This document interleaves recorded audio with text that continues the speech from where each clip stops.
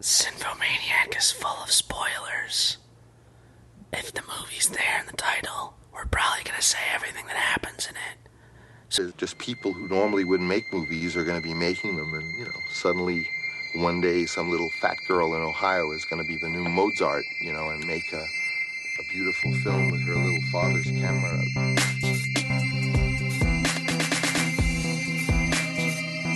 To me, the great hope is girl in Ohio is going to be the new Mozart. To me, the great hope is people who normally wouldn't make movies are going to be making them. To me, the great hope is Ohio is going to be the new Mozart. To me, the great hope is people who normally wouldn't make movies are going to be making them. To me, the great hope is one day some little fat girl in Ohio is going to just be Mozart. Normally wouldn't make movies in Ohio is making the new Mozart. Just people who normally wouldn't make Mozart and be making them. To me, the great hope girl in Ohio is going to make a Mozart, beautiful film with her little father's camera recorder, and for once the so-called professionalism about moving Mozart destroyed forever, and it'll really become an art form. That's my opinion.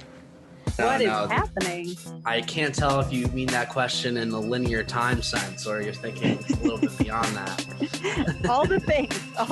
Let's go beyond. Let's go beyond. No, this is this is our second week going since we officially launched, so it's still kind of a new feeling, and I'm pretty happy with it. Yeah, I'm pretty happy with it. Yeah, right now. And actually, you were the one who picked the film for today. I gave you a couple options. This was one of them, and I did say this is the one and it's mostly because I know you enough to know that there are rabbit holes that you are happy to dive down. Yes. And I don't have the patience to do all that. I just don't have it. I have seen this movie twice now, and I did do something very un-Dana, and I took a lot of notes. I love this. Yeah, I took notes. I usually don't, but this was so that, anybody who's seen Tenet, there's a lot going on. There's a lot of questions that pop up. There's a lot of, wait, what? Also, as a person who, I consider myself a scientist. I consider myself a person who follows the scientific method and studies things of that nature. And I'm still Absolutely. like, wait, what? I just, am I ready to sign up for college physics? Maybe not. Maybe I should watch Tenet 2 or 3 more times. And then,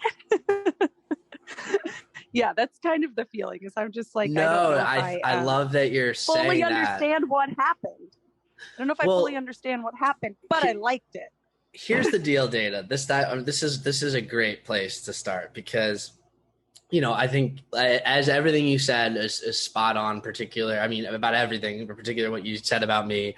I kind of almost put the movie out as the option, almost as we're going to do it inevitably at some point, so we don't have to do it next week. But I was like, yeah, this is a rabbit hole I've been meaning to go down since we started. In fact, a huge reason why I reached out to you when I did and got this thing started was so I could talk about Tenet. Literally, that was the forefront. You knew that I would pick that out of all the movies you gave. I was immediately let's do Tenet.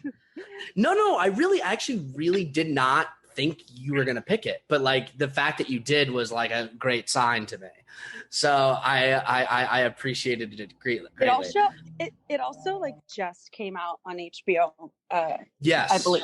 So it's kind of fitting that we're doing something that's recently readily available. Recently ready available. No, that's the other thing. I was aware of that and thinking about that because we're gonna unpack exactly what I mean by this. But this movie is in need of a 3rd, 4th, 5th revisit. And I don't even mean literally seeing it 4 or 5 times. I mean different waves of people have gotten to see it at different times because of the whole way it's been rolled out. And I feel like the biggest wave is probably the wave that hopefully is happening right now because of the HBO Max release. But right. I think, look, it's no secret. You talked about going down the rabbit hole. I love going down rabbit holes. I love this movie. I didn't necessarily assume I was going to love it, but I was pretty confident I would from the first time I saw it, because I'm such a big Christopher Nolan fan. And, I don't even mind saying I'm I consider myself a reasonable version of this, because there's definitely unreasonable versions of this on the internet. But I'm a reasonable apologist for his work because, as you know, he also has a big, very vocal, set of detractors. And I think, to be perfectly clear, like, even though I love his films and I consider myself an apologist for them, what I mean by that is to say, like, I'll take the criticisms in stride. Like, I think some of them are fair, and I think some of them I even share to some extent. But I think more often than not, the reason I push it back against them with his detractors is because I think they're blown way out of proportion, and they way overshadow the obvious and I think even undeniable thrills of his movies that people just, like, for some reason get caught up in this little corner where they want to pretend like they're immune to all that shit. And maybe some people are to some extent. But sure. I think a lot of people, there's a sort of denial and insincerity. And my approach to dealing with that is not to, like, be that way back. My approach to deal with that, which, you know, some Nolan fans are, like, if you go on some of these Reddits, like, it's like a bunch of psychos who will love Nolan. Like, so it's not just one-sided. So I've always tried to be pushing against that. One day we'll probably talk about Interstellar, which is probably his most controversial movie. I loved Interstellar. I would like to talk love about Interstellar that too, though. I think as more time goes on and as I see movies like Tenet, it's actually easier for me to, like, come to terms with the fact that there are things about Interstellar that don't quite work. And yeah, I don't even want to try to get into that. But I mean, we can get to the point, and I think this applies to Tenet as well. Mm-hmm. You have to get to a point where I think when you're watching any kind of fiction, you have to get to a point where you're like, all right, I've got to stop poking holes. I'm watching fiction. I signed up for this. I paid the money. I said, fiction is cool. I'm in. Here I am to the fiction. And I am guilty of it as well. Poking holes, which I think is normal.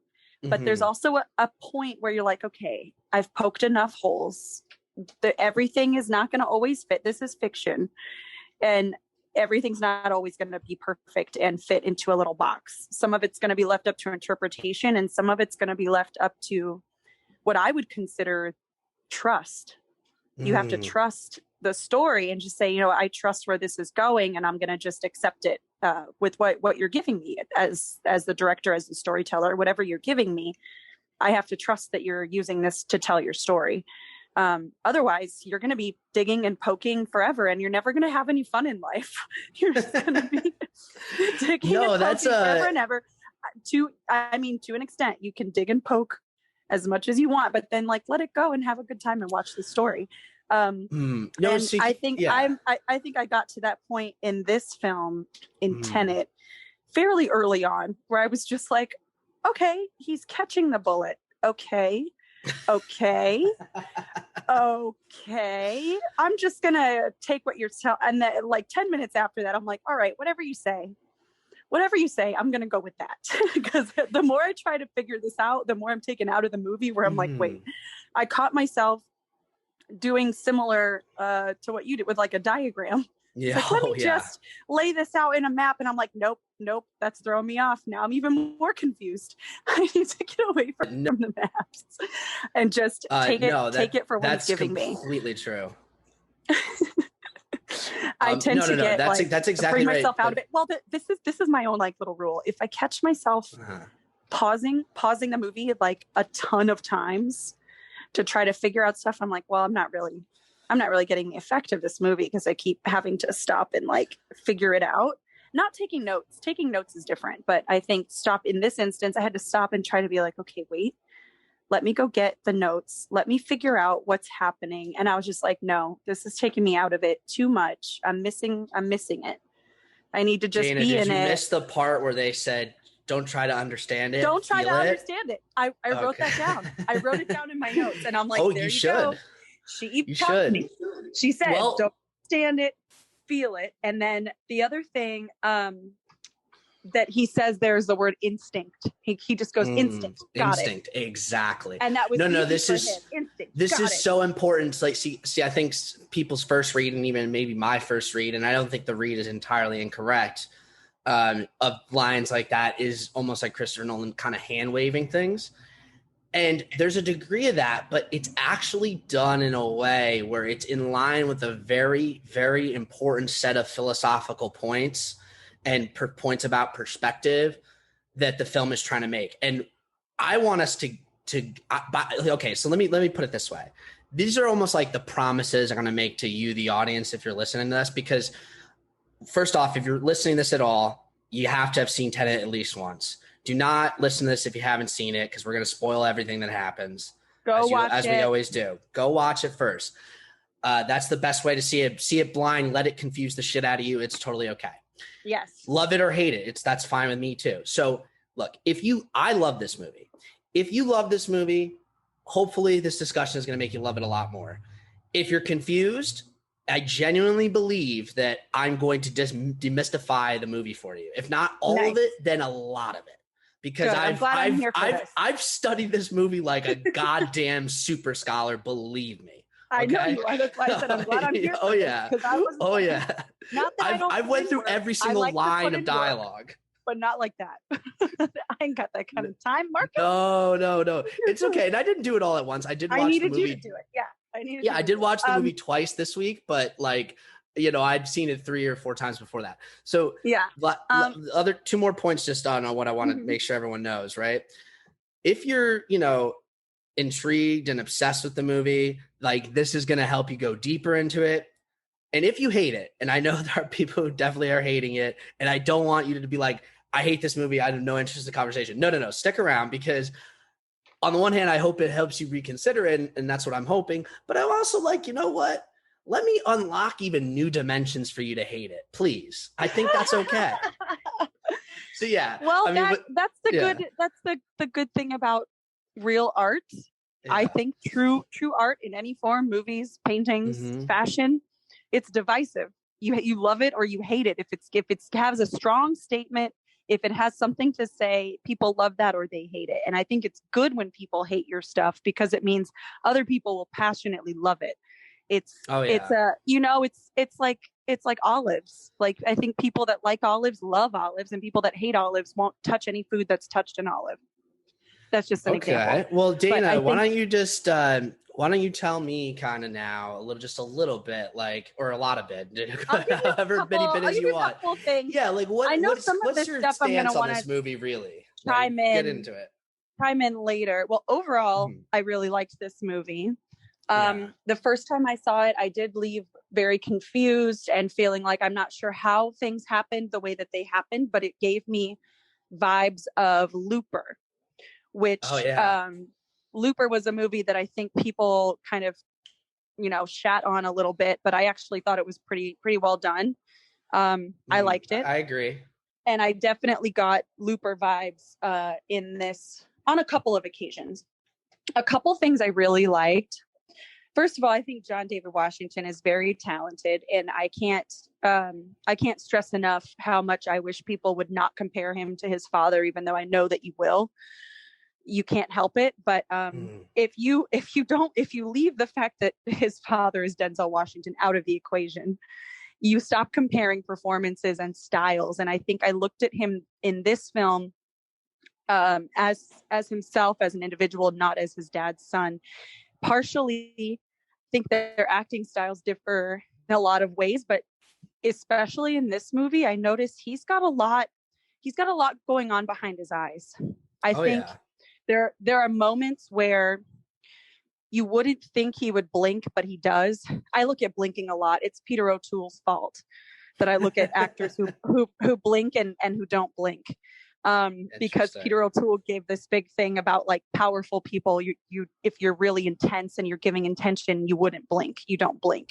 Supposedly he never blinks on camera, but that's another thing. His eyes do always look way too wide open, so that makes sense. They're very wide open in this, and then he blinks a lot. And part of me is thinking that that's a character choice. He's really trying to absorb what's happening and remember, and maybe make like a photographic memory of his surroundings, kind of a soldier type move, or cops do that a lot. When they come into a space, they look at exits and items and whatnot, and they just recall. So part of me was thinking he was doing this eye thing to show us that his character is literally wide-eyed paying attention, and he's alert. Even in scene 1, you see his character is alert when they think he's sleeping. They say, "Wake up the Americans." Yeah. They say, "Wake up the Americans," and guess what? He was never sleeping. He was already awake. He was already ready. His duty is about our survival was really interesting. The fact that he's such an intense person, his character's such an intense person, and you see that in his choice of workout spot. When I was thinking about that, yeah. When someone does pull-ups, myself included, you're literally like 1.5 feet, 2 feet. You just jump up and get the bar and do a couple pull-ups, right? His character, the protagonist, because I don't think he has a name. Nope, he definitely does not have a name. He's just the protagonist. We're going to talk a lot about that. What his name was, but he's the protagonist.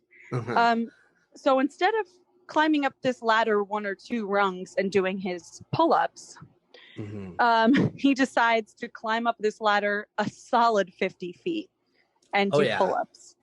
And that tells us that tells us a lot about how his mind works.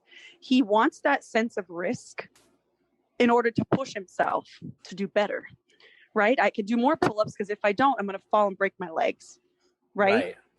Instead of just a normal person who's like, I'm going to do push-ups and I'm just going to hop off and I'll be fine either way. You get a lot from his character in those moments where he chooses to do things in a not necessarily more difficult way, but more risky way. Well, that's fundamental to his character, and that's a very good observation because they talk so much about it. A lot of people believe they'd run into the burning building, but most don't, like you do. And like everything he does is like he like runs right towards the risk. You watch it throughout the thing. He's like, oh, I'm gonna like, even the way he handles Satyr and getting in with him is like he takes like the most high risk, high reward option every time. He would feel very reckless if it weren't for the fact that the way John David Washington plays him and the way he's really, really written and constructed is to be so, on the one hand, austere. But like he does, like in terms of his actual decision making and the plans he goes for. And again, it's very conducive to an action movie. He goes for the biggest thing. Yeah, they go for the biggest thing. Initially, when they were trying to meet up with the arms dealer, they were going to parasail in, and then they're like, well, that can't happen because I broke my ankle in basic training. So let's do this basically reverse parasailing, where we run up the building instead of falling out, coming down the building. Yeah. That, which I thought was really cool. Also, I have to say, one of the things that I really enjoyed that Christopher Nolan decided to do, which I think was, not only unexpected, but I think it's a sign of the times. And I want more of this to happen in action movies, which is the one running the show is the wife, the arms dealer, the smart one. It's the woman that's running everything. She's the Catherine, played by Elizabeth Debicki. She's a fantastic character. Yeah. And also like a stunningly beautiful woman. Let's say that too. Like, man, I hope I look like her when I'm her age. She's so pretty. But anyway, the fact that he chooses to give this powerful role, it's not just powerful. She's kind of the decider for a lot of moments here. A lot of things don't happen without her, and she's this older petite woman, like not someone you expect. So I did really like that he made that choice. She's very skinny, but she's like 6'2". You're kidding. No, I'm not. I like for real. Like Elizabeth Debicki is giant. No, I think we're talking about the wrong. I'm talking about the wrong name. Not Elizabeth Debicki. Who are you talking about? The wife of the arms dealer. The small Indian woman. Oh, yes, Priya. What is her name? The actor's name is Dimple Kapadia. I don't think I'm saying it right, but is that her name? Yes, she's great too. That character, the fact that she's a smaller, older woman, Dimple Kapadia. Yeah, that's her name. She plays Priya. So the fact that Priya is the one kind of calling the shots at the top of the tower, I really like that move. I like that. He goes there, puts the gun to the husband's head, and she's like, he doesn't know anything. he's just my beard, you know. Yeah, basically. Essentially, she needs a man beard to be able to run business in that part of the world, and she's smart enough to know not to tell him much. He doesn't know very many things. He's just the dummy, you know. And Sanjay, her husband, Sanjay, that's Sanjay. Yeah, Sanjay's wife. She names him in essence. She names. You're saying Priya names the protagonist. Priya is the only one to ever call him anything, that, and she calls him the protagonist. Okay, well, I want to talk a lot about that because it's definitely one of the most interesting choices in this movie, and that's a good observation that it's actually Priya who has all those exchanges with him about that word being his quote name, if you will.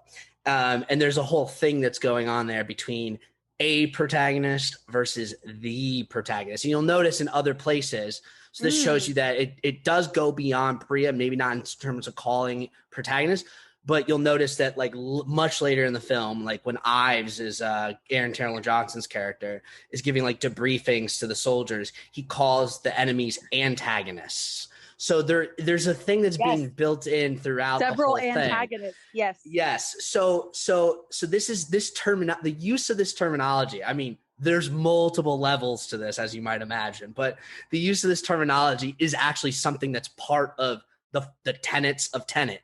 Like it's actually built into the philosophy that unites this group of people. Now, I want to like because we're gonna go through so much of the film, so we'll definitely have more opportunity because I'm sure you have a lot more thoughts on different parts of it. Yeah, I just kind of want to walk back to something. You know, I just had such an interesting kind of experience seeing this movie for the first time, and like this is a good way to kind of just get into talking about kind of like the whole strange way that this movie actually got to us because it was obviously not what was intended.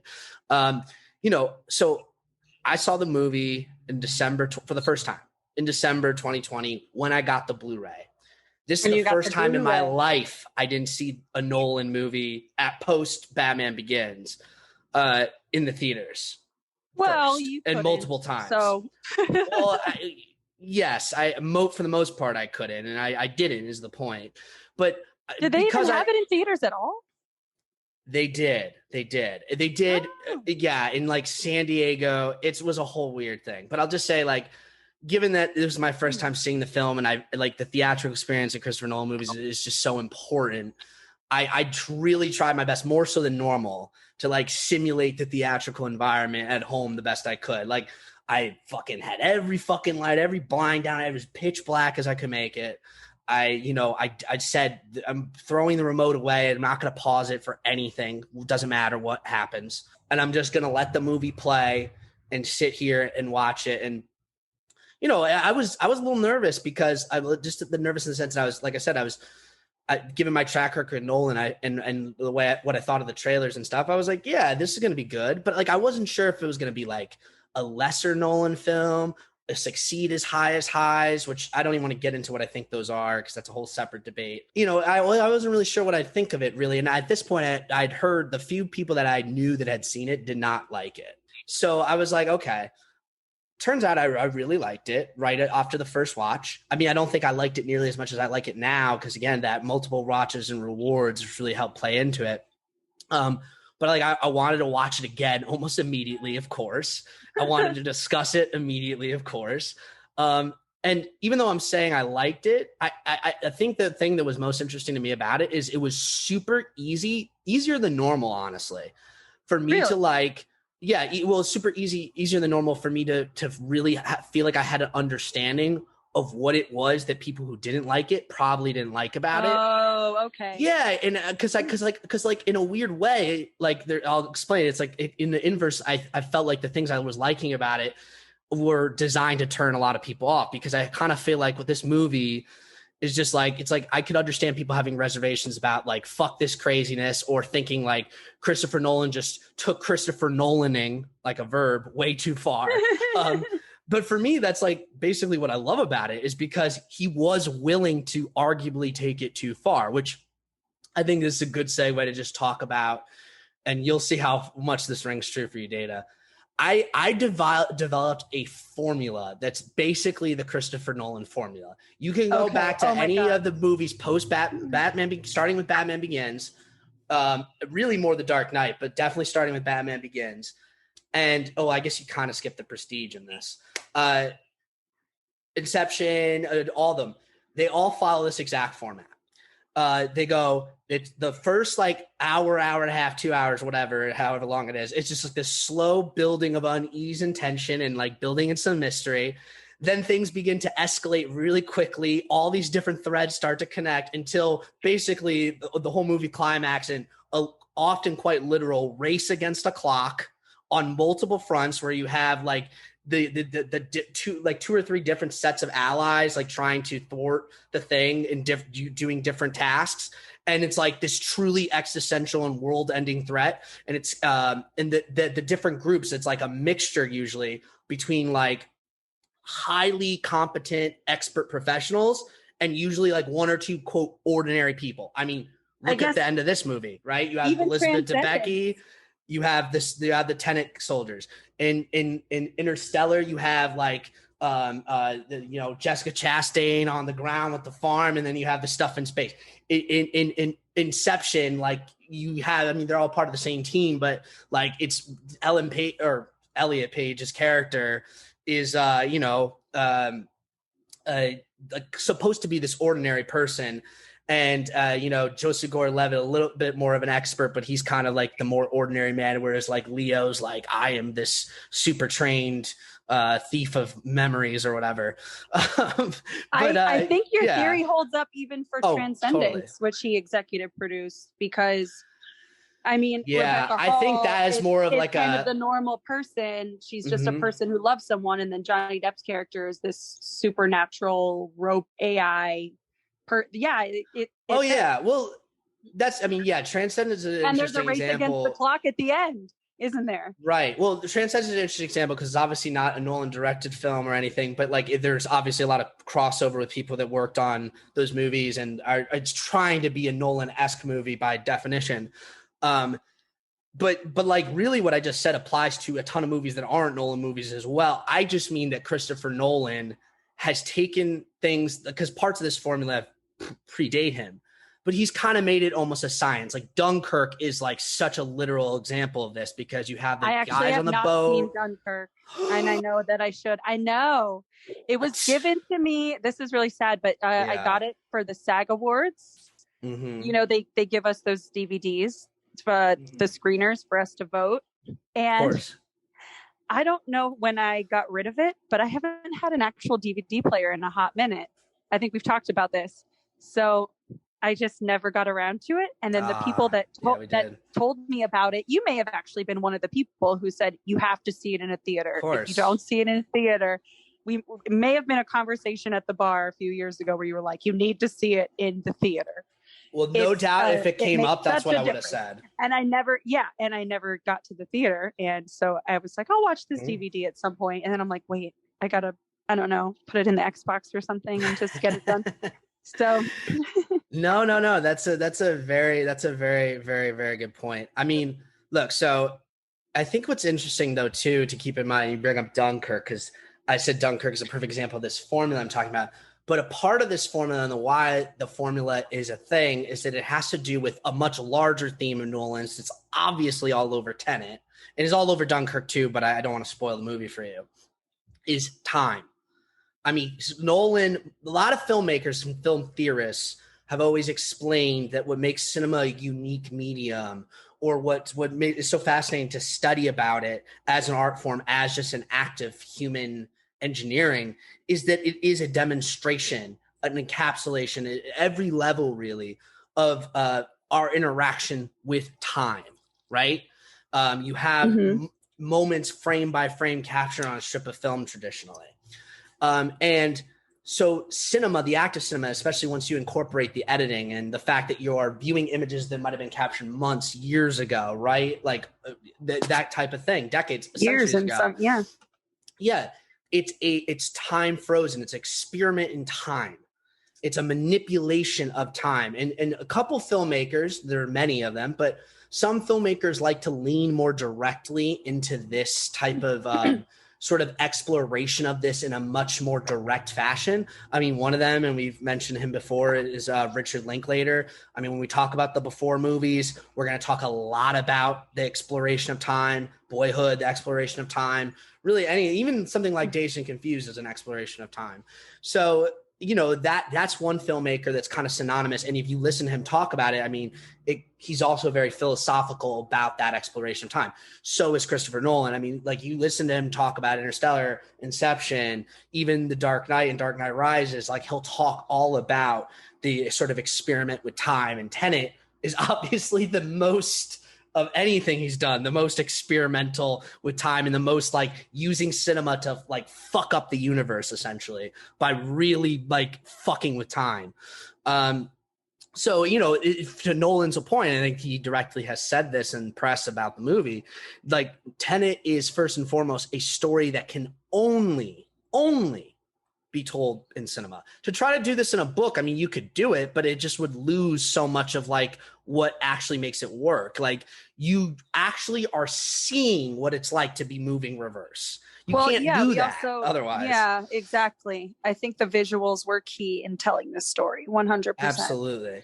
Yeah, and there's like kind of like I look at it as genuinely like it's a philosophical. Well, you can read it, but it wouldn't make sense in the same way. Like, imagine reading something that says he caught the bullet, but it looked as if he shot it.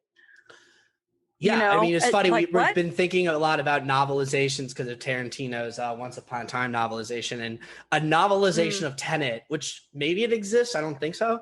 That would be fucking fascinating to listen to read. I mean, they would need multiple maps. It would sound exactly like what you just said.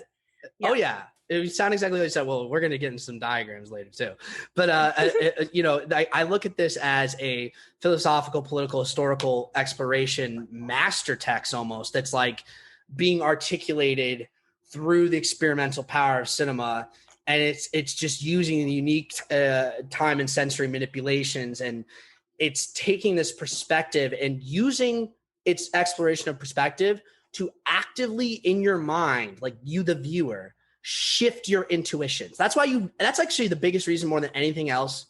I'm saying this for everybody.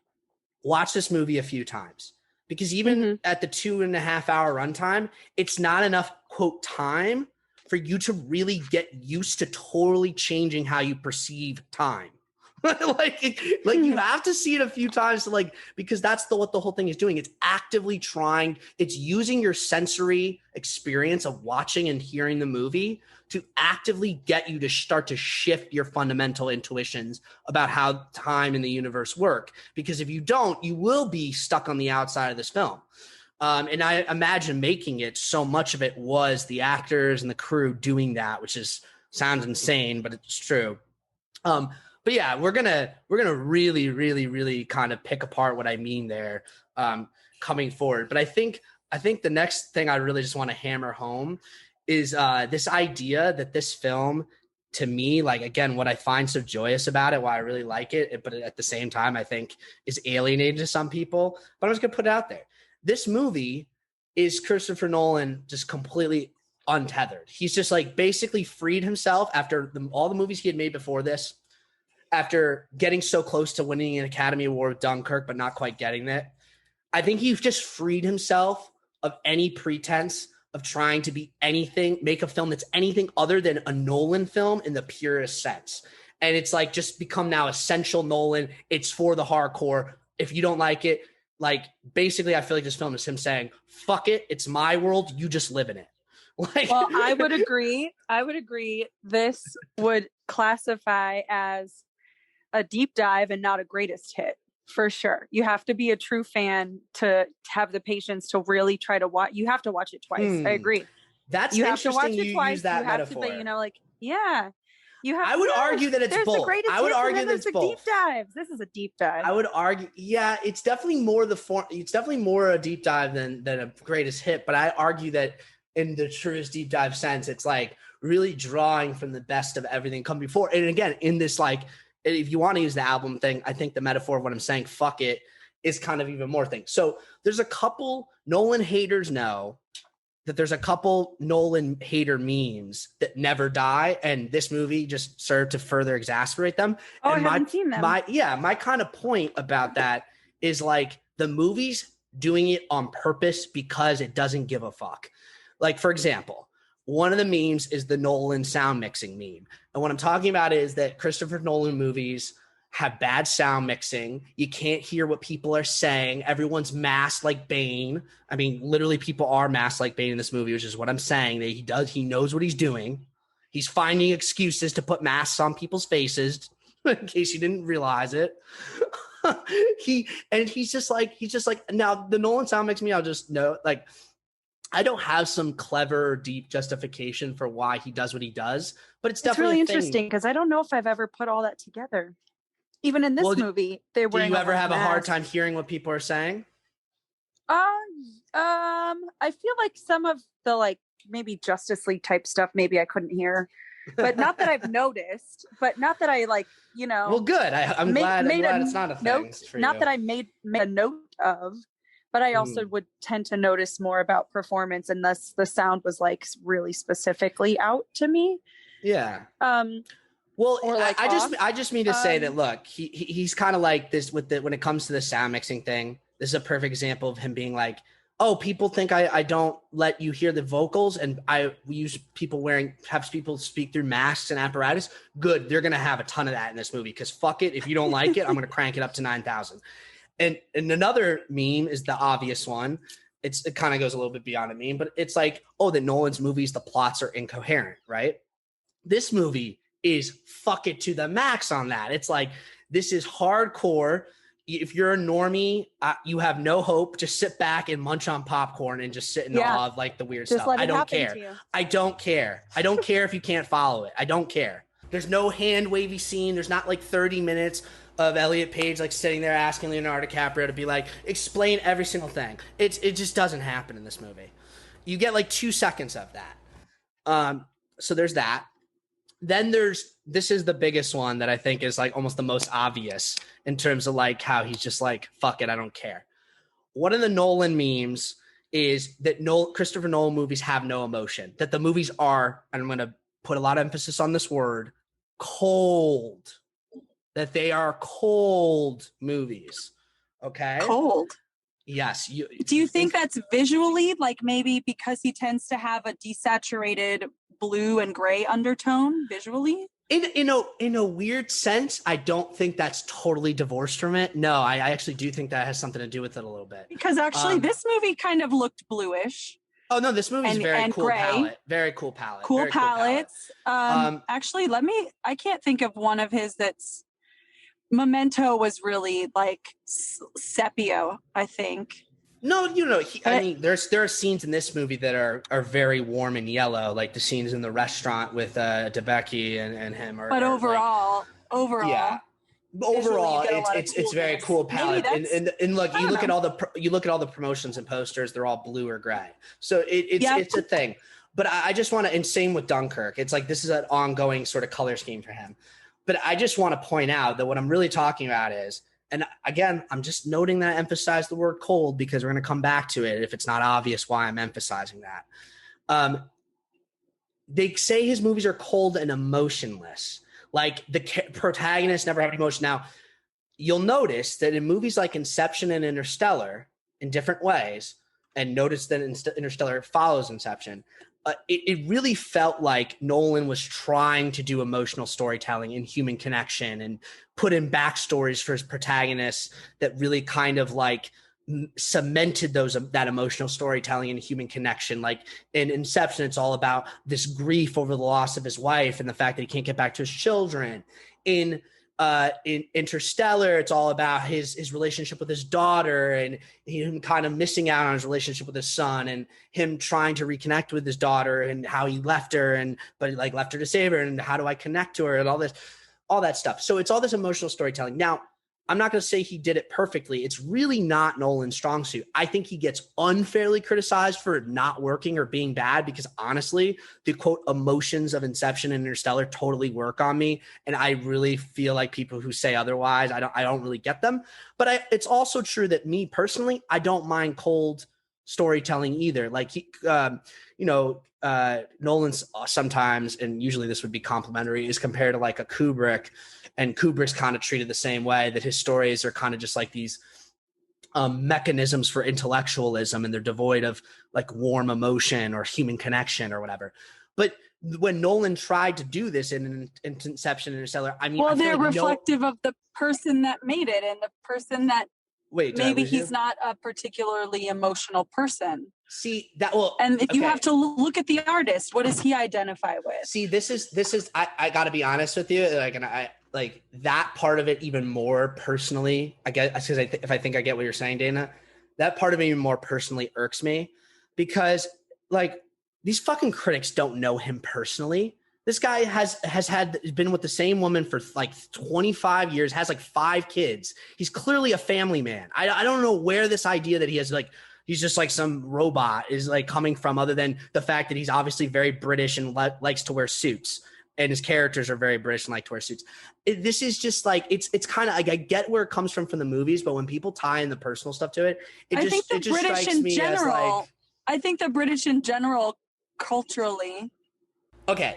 I want to put a pin on that point because, again, this movie is very clever and has responses to all those things. But just in the broader context of what I'm talking about, this emotion thing, so he puts that stuff in Inception and Interstellar and tries to, like, give them emotional stories, like, even more so in Interstellar than Inception. He, like, really tries to make that the whole point of the movie. And his haters hate on it even more and pick at it more than anything else. So you know what? Notice, again, I won't get too much in Dunkirk, but Dunkirk more or less strips all that out. But it does so in a way where it's like genre-wise, and it still has big emotion because of the national connection or the connection people have to World War II and those things. So it's kind of trading on more like sort of broader memes of emotion rather than make it personal stories, because that movie also has nameless characters and so forth. This movie's different. This movie, again, is him going with 2 middle fingers raised up. Fuck it. The protagonist is literally a nameless cipher called only Protagonist. Only the villain has a backstory, and it's entirely to connect plot and thematics. No one falls in love or grows emotionally. The protagonist changes only by way of intellectual comprehension and plot discovery. That's it. No emotion whatsoever. Emotions can go fuck themselves. That's basically this movie, and I love that. I fucking love that. I fucking love that he's like, I don't give a shit. I'm not even going to try on that anymore. Who cares? My movies don't need it. And I think it's better off for it. Now, not for everyone. I just want to say the real tragedy, because I built up this whole mythology about what he was doing in it, and it just makes the whole tragedy of this movie, what happened to it with its release, just even sadder, because, it would have been one thing if he had all these fuck it's and then the movie grossed $700 million and it's at the box office. That didn't happen because the movie was supposed to come out in July 2020, and they really held out for as long as they could to try to not push the release date when every other movie pushed its release date immediately almost when the pandemic broke out. They really held on, and then they delayed it to August, and then comes September, they're like, we're releasing it in territories where we're allowed to, which basically excluded LA, New York, and Chicago. So, it did not work. Right. Because look, the way the movie industry works is, that would want to see this movie live there. And when people in other parts of the country tend to go see movies like this, they see it, one, because people in those places kind of set the tone and the taste, and two, like, there's a huge advertising push, which this got some advertising push, but in a pandemic where they know they're not going to, it didn't work that way. And people were like confused by it. Wait, movie theaters are open? And a lot of movie theaters weren't open. Like, it wasn't like all the theaters magically reopened and started playing it. There was a million things wrong with what they did. Right. But I think that the thing that's important to keep in mind, and it's really sad, and this is like kind of the historical moment we're in right now, is that this whole thing with Tenet got caught up in this proxy war that was going on between different factions in Warner Media and Christopher Nolan himself. Because Warner Media at the time, it's funny how things have already changed so significantly since last summer, was part of AT&T. And AT&T had built this whole HBO Max thing. And we're like, this is what we want it to be. We want streaming. This is how we're going to make our nut. We don't care the theatrical experience. But Warner Brothers as a studio, traditionally, and this is why Christopher Nolan's been with them so long and the influences he's had on them, is they are very traditional. They are very big theatrical experience. And so they plan to have Tenet released the same way they had Dunkirk, which was a success, where it's like, we're going to roll out 70 millimeter projectors in as many places as we can. We're going to have this big IMAX release. We're going to really push this theatrical, see it on fucking film experience, which to me is like everything, right? And to Nolan is everything. And definitely to these types of films, they benefit from being seen in a theater. 100%. And it's, I mean, it's kind of a no-brainer, but you know, and they also know that this is the important part to remember at the end of the day for Warner Brothers or anybody, is that if a theatrical hit is gonna make a lot more money than these streaming services do still.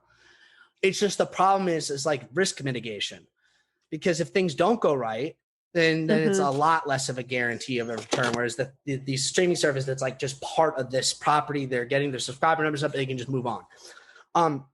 So obviously the gears were already in motion at Warner Media to be like, this should just go to HBO Max. In fact, all our theatrical slate from 2020, Dune, everything should all just go to HBO Max, and that should be the end of it. Is Dune coming to HBO Max? It is, but it's also coming out in theaters October 22nd.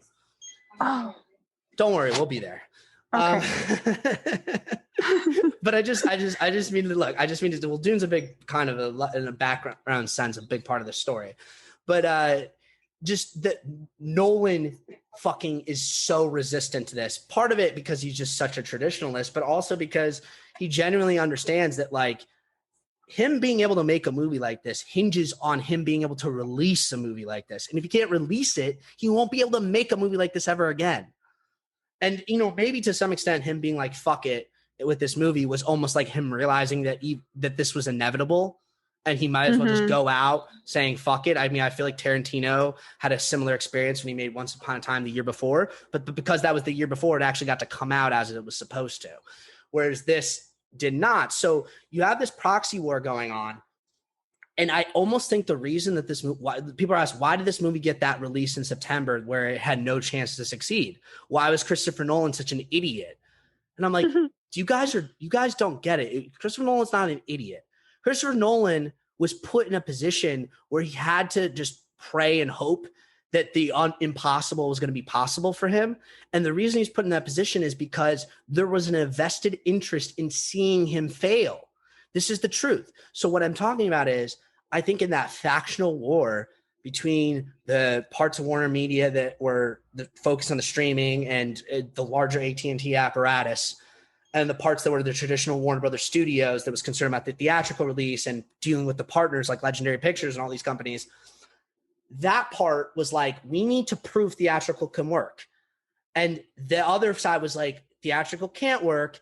And if you hold out, the longer you hold out, the more leverage we have to say this just comes out on streaming tomorrow. And they're like, no, you can't do that. So they were like basically forced into a no-win scenario where they basically were like, fuck it, we have to release it to hope to make this argument.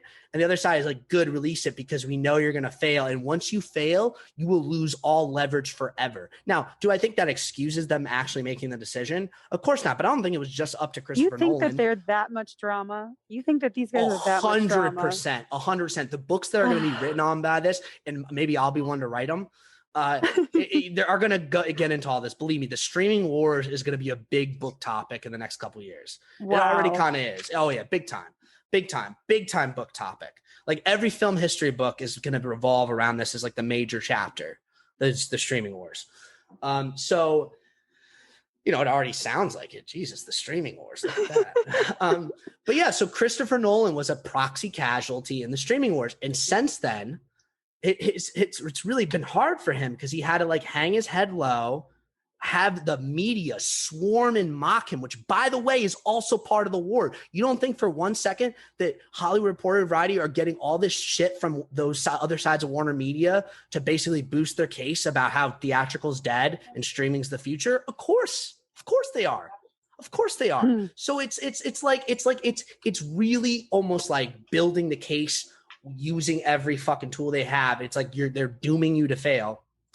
And now Christopher Nolan is in a position where it's like, he took the bait, he has to deal with it, and Tenet's forever going to be seen as some kind of justification for why theatrical should be undermined in favor of streaming. Now, obviously, a lot's changed since then. We've had good theatrical releases very recently, but, we're still in a very precarious situation right now, as I'm sure you know better than most. So we'll see. We'll see what happens. And unfortunately, it's like for Nolan, it's like I don't know what's going to happen with him, because it's like at this point, it's not clear if he'll make a movie with Warner Brothers again.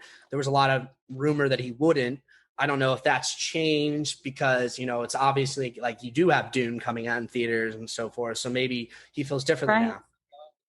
But the point is, not a lot of people saw Tenet.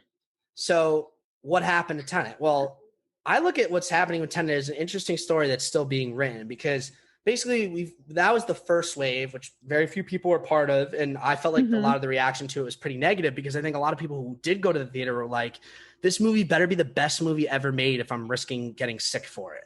Exactly. And that makes, that's too much pressure. That's too much pressure. Prince Coke, owe me a Coke. We both said pressure at the same time. Oh yeah. I'll definitely get you one. But there was a second wave, and this is how I saw the film, which is December. It came out on home release in VOD. And I noticed almost right away, all of a sudden, there was a lot of positivity around Tenet. All of a sudden, there were new think pieces and new reviews and new reactions online. The Tenet Reddits were soaring in numbers. I think that's because people had a chance to maybe see it a second time. Well, see, I think a lot of people were seeing it the first time, and a lot of people who would have loved it but didn't get a chance to see it because they didn't live where it was playing, or felt like it was too much of a risk to go see it in a fucking theater in the middle of a pandemic. And now, as we talked about, there's even kind of a third wave that's happening with the HBO Max release. And this is where I just like to say very simply, because after this, we're going to get into the deep of it. But this movie, if you're still with us and you have, for some reason, haven't seen this movie, I haven't really gotten to spoilers yet, so I guess it's okay. This is a fun fucking movie. I can't stress this enough. This movie's fun. It's fun as shit. It's a James Bond movie with a trippy gimmick. It's like Inception, but more fun. It's not heavy. Inception had, like we were talking about, that emotional storytelling, has all this heaviness. This doesn't have that shit.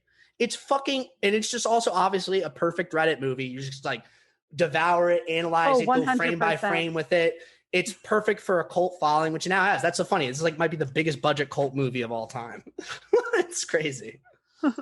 It's so really. But a big part of the fun with this movie, and I'm curious if this really worked for you or not, is the fucking score by Ludwig Göransson.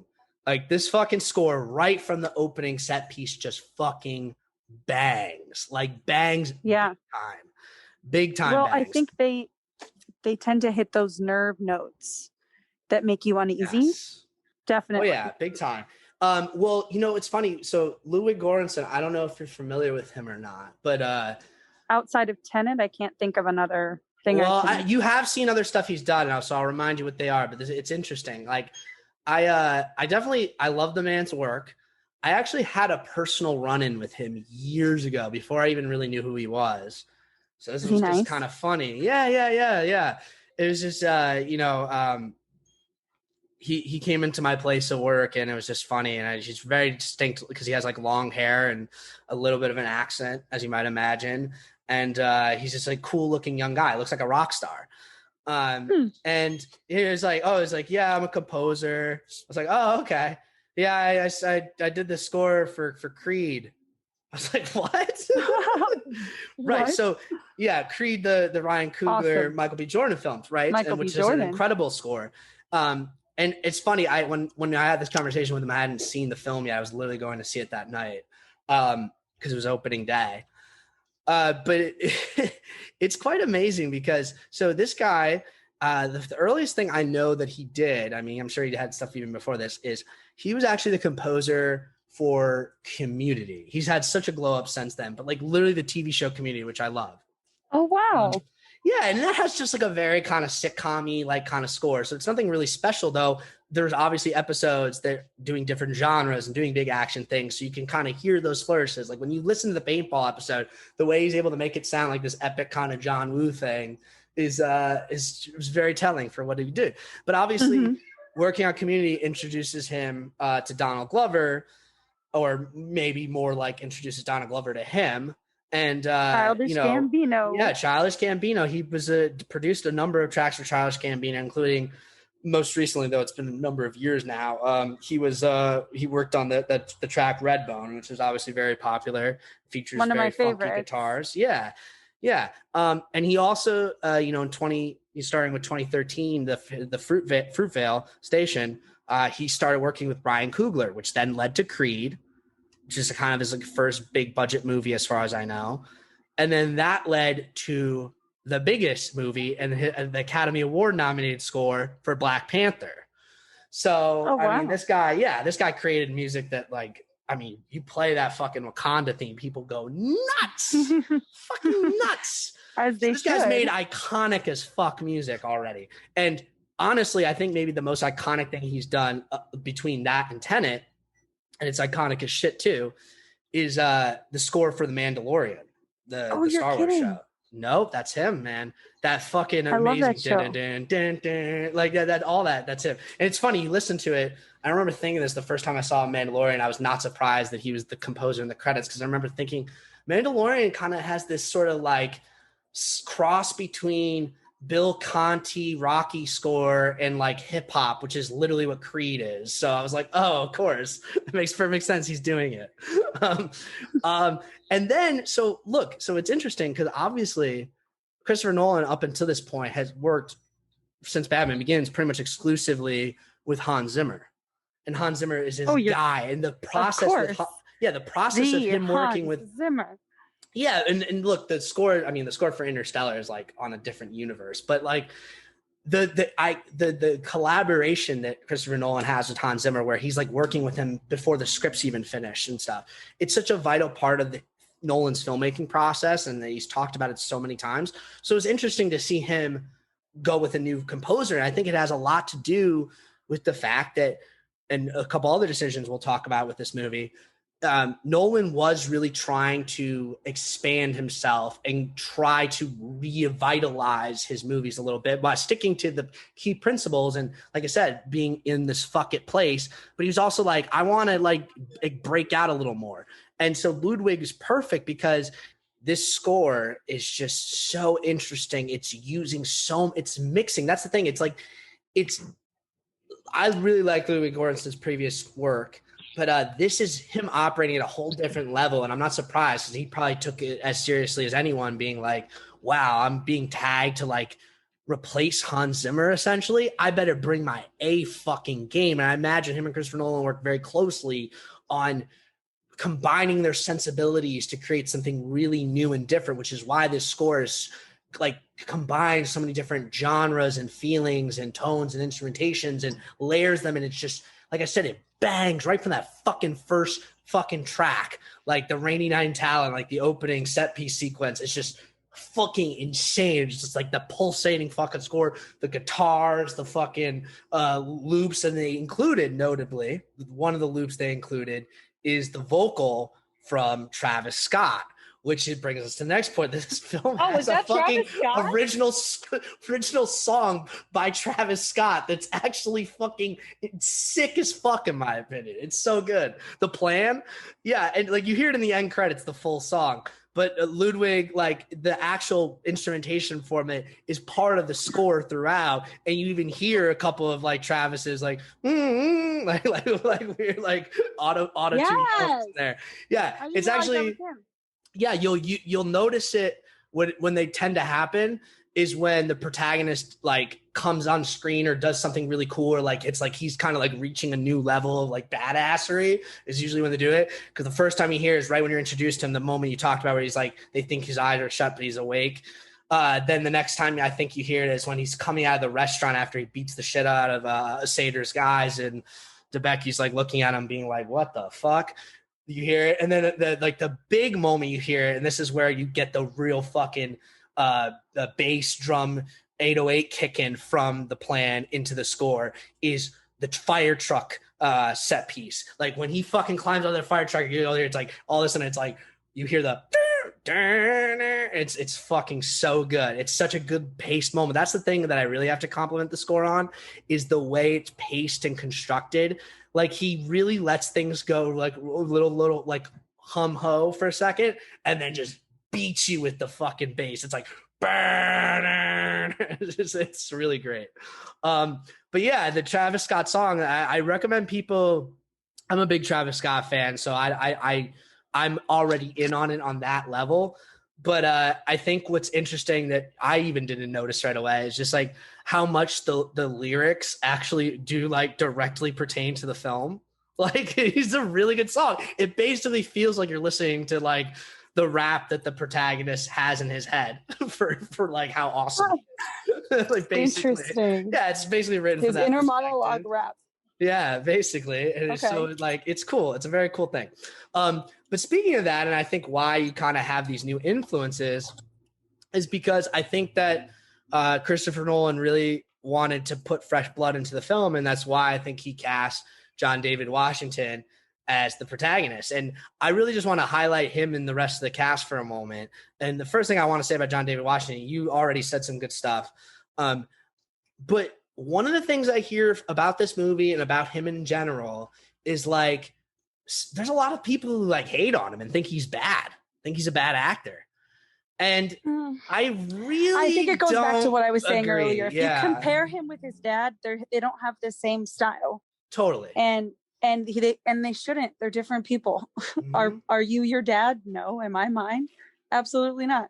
No, you're absolutely right. The comparisons to Denzel definitely. That's why I was saying it's not, if you can't compare, because if you do, you'll nitpick, and then that's not fair to him at all. Well, I think like this question of he's good or bad. I mean, the short answer, and really the only answer I feel comfortable giving, is no, he's good. I mean, do I think he's the greatest actor ever? No. Do I think that what he's doing in this movie is exactly what he needs to be doing in this movie, and it actually does work explicitly because it is him? Yes, I do. Because I mean, they talk a lot about this, but like the physicality of the character, that sort of risk taking that you're talking about, the sort of just like brashness of him is fundamental to what the movie is trying to do and say. And to that point, you know, because we're going to talk a lot more about, like I said, the meaning of the protagonist and why his character's called that, what that's all about. But something I want to note that we'll also get more into, but I think it should be noted here. He's black for a reason. Like, I think some people might not get that and might think that this is some, you know, just, trying to be a little more diverse or whatnot, or I don't know, be more hip or cool with the kids. That's why you have a Travis Scott song. And like, I think that's a very surface and silly reading. I can't say the Travis Scott song is anything other than cool, because it is cool. But like the John David Washington, the protagonist being a black man, is very actually important to the themes of the story. And there's several moments in the film that I'm going to point out later that are going to break this down. But just moving off of him for a second to get to the next important lead, who we haven't talked about at all yet, and I will not allow him not to be talked about, is fucking Robert Pattinson, the fucking GOAT. We were just about to get into it. Oh, yeah. Neil. First off, Neil is such a fantastic character that I think the first time you watch it, you might be like, oh, he's charming, cool. But again, the more you get into the movie, the more you understand the movie, the more you understand the relationships in the movie on the many levels that the movie's operating under, the more you will have an appreciation for this character of Neil and what the character represents and what the character and the way Robert Pattinson plays him. What's one thing that I think, because we haven't talked about Pattinson, what's your quick Pattinson take? Like, are you team? Are you all about him? Are you kind of ambivalent? Like, what's your story? I think he's this like mysterious ghost character throughout, and it's very what's the word that I would use? Alluring. You're just like, why does he kind of know a little bit more than he's supposed to? Sorry, I was just gonna say no, because you're talking about Neil, which is definitely an interesting set of questions. You're spot on about that. I meant more Robert Pattinson, the actor. I think he was subtle in moments that he needed to be, and I appreciated that. It's hard for me to not, especially because Twilight's been trending. It's hard for me to not like. It's been trending, Marcus. Okay. Oh, you know, my sister is the biggest twihard of all time. We need to bring her on. For Twilight. She don't even get her started. She needs to be. All she wants to do is her Twilight podcast, and you know, if you want to do that with her, she will be so happy. But that's how I came to know Rob Pattinson. I guess, you know, Harry Potter and the Goblet of Fire before that, and I do like his Cedric Diggory. I do think he, from the get-go in this, he exuded this adoration for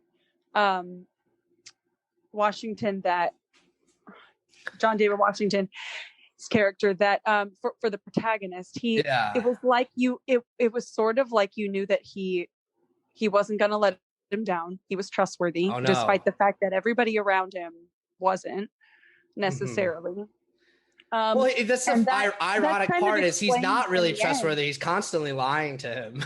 Yeah, but I know what you mean. It's like it transcends that. It transcends. Yeah, of course. He's doing that because he's trying to keep him safe.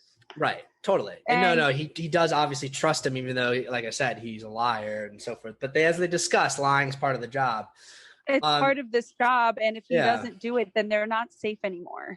Totally. But I think it's interesting. I think you trust that his intentions are good. And he obviously, there's something deep down that the protagonist, I think, knows that he should trust him, because he has to, first of all, the whole first heist was insane. The holding your breath for that long. I tried to hold my breath. I tried it.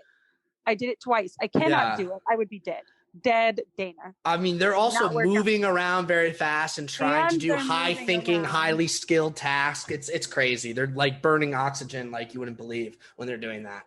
I can't imagine. But so the thing about Robert Pattinson, and I won't get too deep down the Rob hole, as they say, because the Rob hole is deep and wide. I mean, like he's the internet's favorite actor as far as I'm concerned, and for good reason.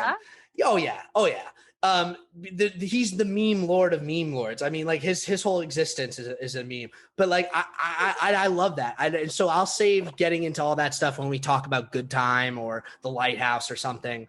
But I think what's interesting about this, something that came out before the movie came out that really piqued my interest about his role in this film, is he cited in an interview that he based his character's performance on Christopher Hitchens. Now, I don't know if you know who that is, but Christopher Hitchens. Yeah, if you don't know who it is, I'll give you a quick little briefing, because Christopher Hitchens is a name that means a lot to me. Christopher Hitchens is, I guess the best way to describe it is like a journalist and public intellectual, deceased. He died in 2011. But he was kind of, he's infamous, really. He was known for being kind of this droll British voiced contrarian. He was a great fighter for causes I believe in. And then at a certain point, he kind of became really into being pro the Iraq war, which lost him a lot of confidence in a lot of people. Myself included, though technically I really only started reading him after that. But it was like, it's a complicated thing. I don't want to get into it. I'll just say that in general, I definitely, despite his flaws, and he was known to be quite something of a drinker, despite his flaws, I always loved Christopher Hitchens, and I still to this day love listening to Christopher Hitchens talk. I mean, that's the thing. Now, a lot of people say that was even part of like why he got to get away with so much, is that he was just like had that voice and that way of talking that people could just listen to for forever. You could see Rob Pattinson trying to channel that here, and it's like Christopher Hitchens would be a guy who would wear white cream colored suits and like go around holding his cocktail and be like, yes, sure. like it's his whole way of talking. So Neil definitely does channel that, which I think is really cool. The other thing, and even in the terms of the protagonist, just like the idea that he's this protagonist wingman. I mean, like, I'll tell you right now, like a Christopher Hitchens who looked like Robert Pattinson, was in that type of shape, be the best wingman of all time, which Neil is. The other thing that, Neil is so clearly in the mold of, I should say, and this has way more significance in this movie than it ever has before, and I'm going to get into that later. But Neil is another example of what people in the Nolan meme critique universe call a Christopher Nolan stand-in character. Meaning Christopher Nolan always has characters who wear suits, have blonde, slick back hair, and basically look and sound like him in real life, or how a much cooler, better looking version of him, if you will. Like that's obviously Leo in Inception. You know what I mean? So this is like considered to be a quote tradition of Nolan films, and Rob Pattinson fits in it. And to my point about Christopher Nolan being a much more self-aware filmmaker in terms of like, at least with this film, than he ever has been before. I think that he knows he's using Neil as his stand-in in a way that's very much built into the fabric of the way the movie's telling its story, which we will cover. We mentioned Elizabeth Debicki. I just want to note that it's interesting and not surprising, really. Christopher Nolan mentioned that the reason he cast her is because he was a huge fan of her performance and, in general, the film Widows. Did you ever see Widows? Widows? I don't think I did, no. You would love this movie. This is a Steve McQueen film from a few years ago. Yeah, Steve McQueen, the director, not the actor. Never mind. I was like, no. No. This is the film that stars. This is the film that stars Viola Davis. And it's like a bank heist film. Yeah, with women. It's based off an old British miniseries from like the 70s.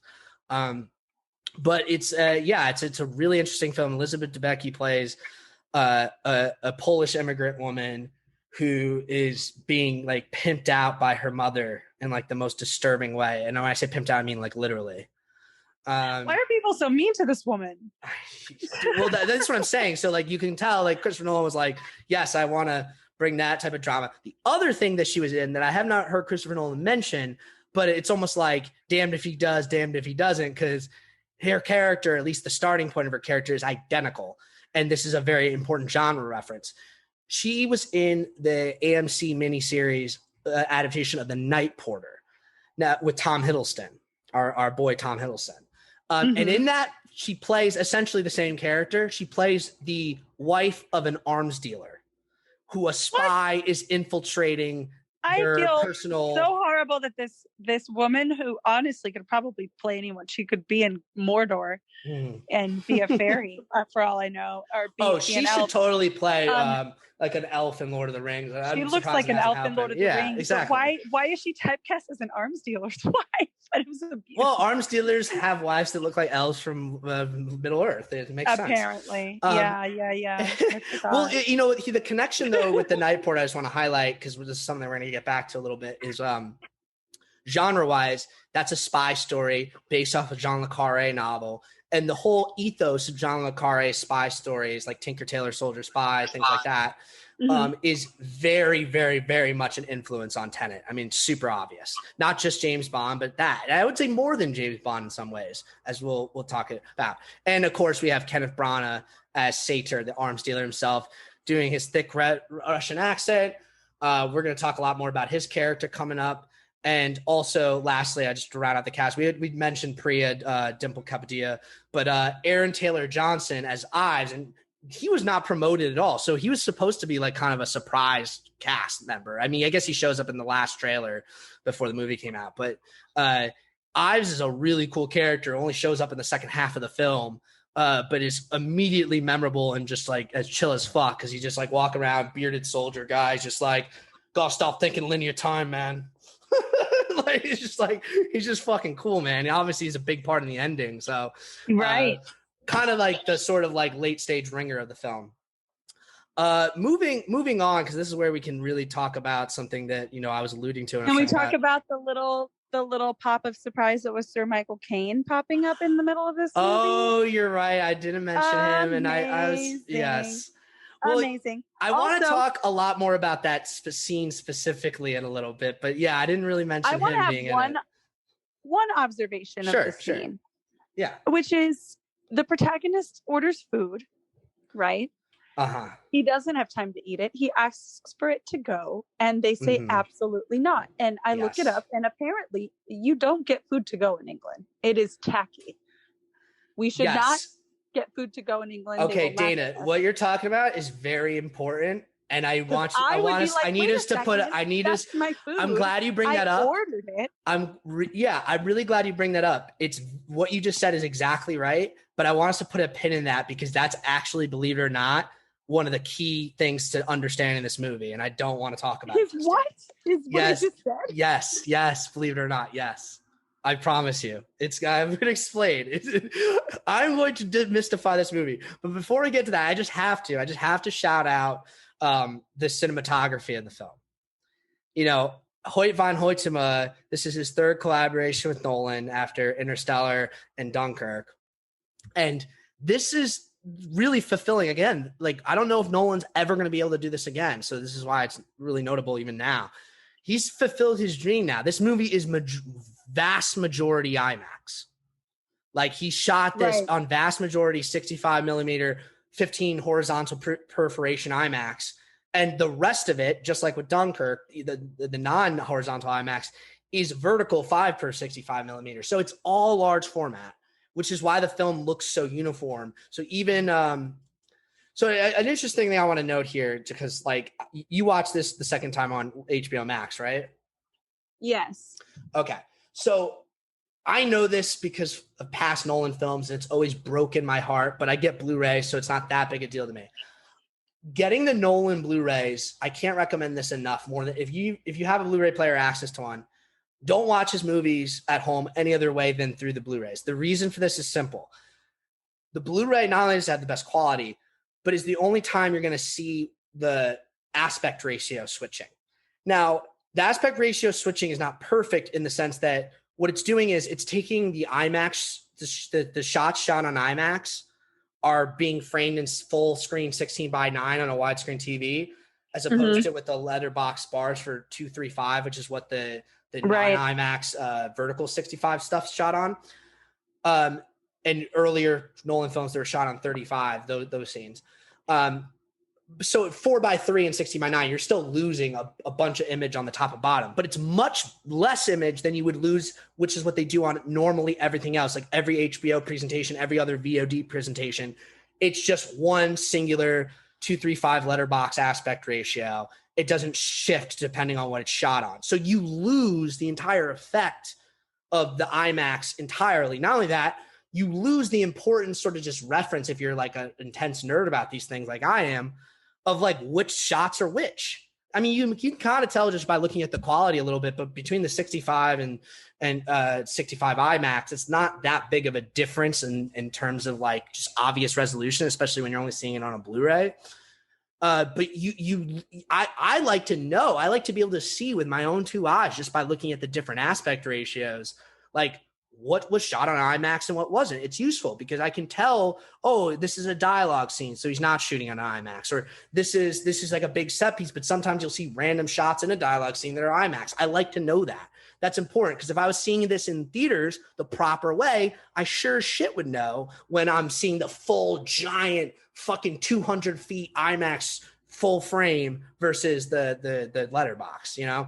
So again, that's why I waited to see it on Blu-ray specifically if I couldn't see it in theaters, and specifically couldn't see it in IMAX theaters. That's the other reason I didn't go see it in theaters, because I couldn't find a proper 70 millimeter. Couldn't find 70 millimeter IMAX. I'm like, I'm not wasting my time on theatrical that's not that. I'm sorry. I'll go see Nolan movies in theaters in non-IMAX. I usually do because at a certain point it's too expensive. But the first time I see it and the second time, I have to see IMAX. It's just like a rule for me. It's been a rule since fucking Dark Knight. So I don't fuck around. As you know, Dana, you know, I told you that story about how I drove back at like 3 a.m. From a Dark Knight midnight screening and then saw it again at like 10 a.m. Right? Yeah, you did tell me that. And I was like, only you. Only me. But that's what I would have done with Tenet if I was given the chance. Anyway, yeah, so Hoyt van Hoytema did a great job. Another thing I'll just talk about very briefly is just Nolan's general directing style, which you kind of see. Like, if you don't know, he is a big, very strict about this. He does not have a video village. He only will have like a tiny handheld monitor, and he likes to be right up with the camera or with the actors and very intimate with it. And he'll even camera operate when he can. It's usually too difficult with the IMAX camera because it's so big and fucking heavy. You need a second guy just to hold up the back of the mag. But yeah, he gets very intimate with it and likes a sort of handheld, in quotes, approach, because most of the shots aren't actually handheld, I don't think. But like he likes to make it feel that way, and that's why he likes to get so close. He wants everything to feel documentary or verite as much as possible, and for things to just kind of flow. And it works. I think it really does work. I think also when it comes to these big action set pieces and these dynamic environments, like you see it more directly in things like Dunkirk, but like if they're in the water, motherfucker's in the water. Like he's that guy. Right. Which again contradicts this whole idea that because he likes to wear three-piece suits sometimes, or a lot of the time, he like fucking is some like Nancy boy who doesn't like do stuff. No, he like loves to get in the thick of it. That's his whole thing. And it's good. Like you talk about his collaborations with John David Washington. John David Washington's so physical. It's like, if you're going to climb the fire truck, I'm climbing up there with you, Mm-hmm. And yeah, just like obviously this amount of editing and choreographing that goes into the set pieces. And in this case, the reverse set pieces. We're not even really going to talk about how they made this.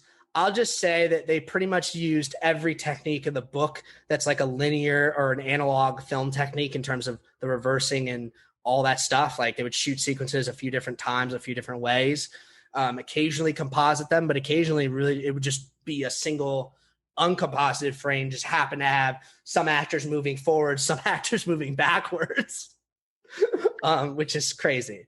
But that's how they did it. And obviously Christopher Nolan's that's all editors, right?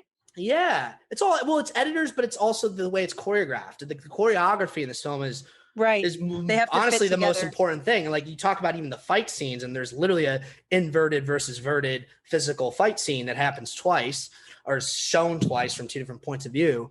And they had to actually do all that. Filmed the same fight to make it match. Wouldn't you have to just use the footage from the first fight? Actually, no. Believe it or not, no. They in order to like, we'll talk about more in detail why later, but in order to sell this idea of you're seeing it, the perspective shifted, they had to do the fight both ways, forwards and backwards, which means the person who is moving forwards and backwards in either one had to then do it the other way. So yeah. So it's very complicated choreography, very complicated. And they did all that shit. And that's again, another reason why John David Washington, you could say this is less than acting and more like him being his own stuntman, which he was for the most part. Like, but yeah, he had to do all that shit. He had to fucking do the fight both ways, both times. Mm-hmm. It's like crazy. Okay. But yeah, and like also Christopher Nolan's kind of known for being this like graphing, like designing kind of master when it comes to these very complicated films, which when you're directing them is really, really complicated. And he tried to visually represent that in the film with the red side, blue side thing to try to give you some sense of it. Okay. I'm going to take a deep breath now though, because Dana, now we are finally ready to really, really actually get into it, because I am sure that if you're listening to this, I don't care if you've seen this movie a few times. Maybe you're some hardcore Redditor, in which case you maybe have some grasp of this, or a lot of grasp of it. I don't know. I'm not going to presume anything is my point. Do you want to know how this shit works?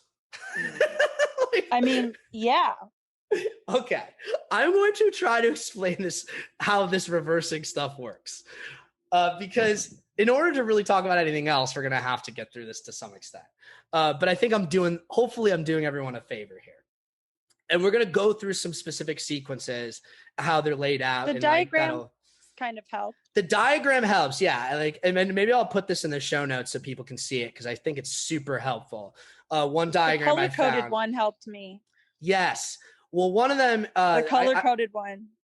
Yeah, I sent you two that, like, one was kind of like overall look at the structure of the movie in this very visual kind of like cartoon way, but it actually really helps. The other one is like, explains a couple of very important things that are going to be deep themes for us going forward now, is this idea of perspective, how perspective controls how you understand or see things, including this reverse inverted like movement and the sort of simultaneousness of it. Because that's the thing that I think throws most people off. It says when they think about going back in time, even if they're willing to understand that going back in time in this context is not like the normal time machine, it's like you're literally moving in reverse. But a lot of people don't understand that when you move in reverse, if I go into this turnstile, because that's what we're going to talk about, the turnstile itself, how does the turnstile work? Why does it work the way it works, right? Mm-hmm. The way you have to look at it is that like it is kind of magic. It's just like the minute it turns you, you're all of a sudden in reverse, but it's one fluid motion. So if I walk into it and now I'm walking in reverse, that means I'm walking out of it backwards, not only in direction, but in time, which means I'm overlapping with the me that's walking in forwards. So in other words, that's why you see two. So you have this thing, the mirroring, the what they call the proving window, because literally they call it the proving window because they actually do have to rely on it in order to make sure that, as Ives says, if you don't see yourself come out of the machine in the proving window, you ain't coming out of the machine because it would be physically impossible.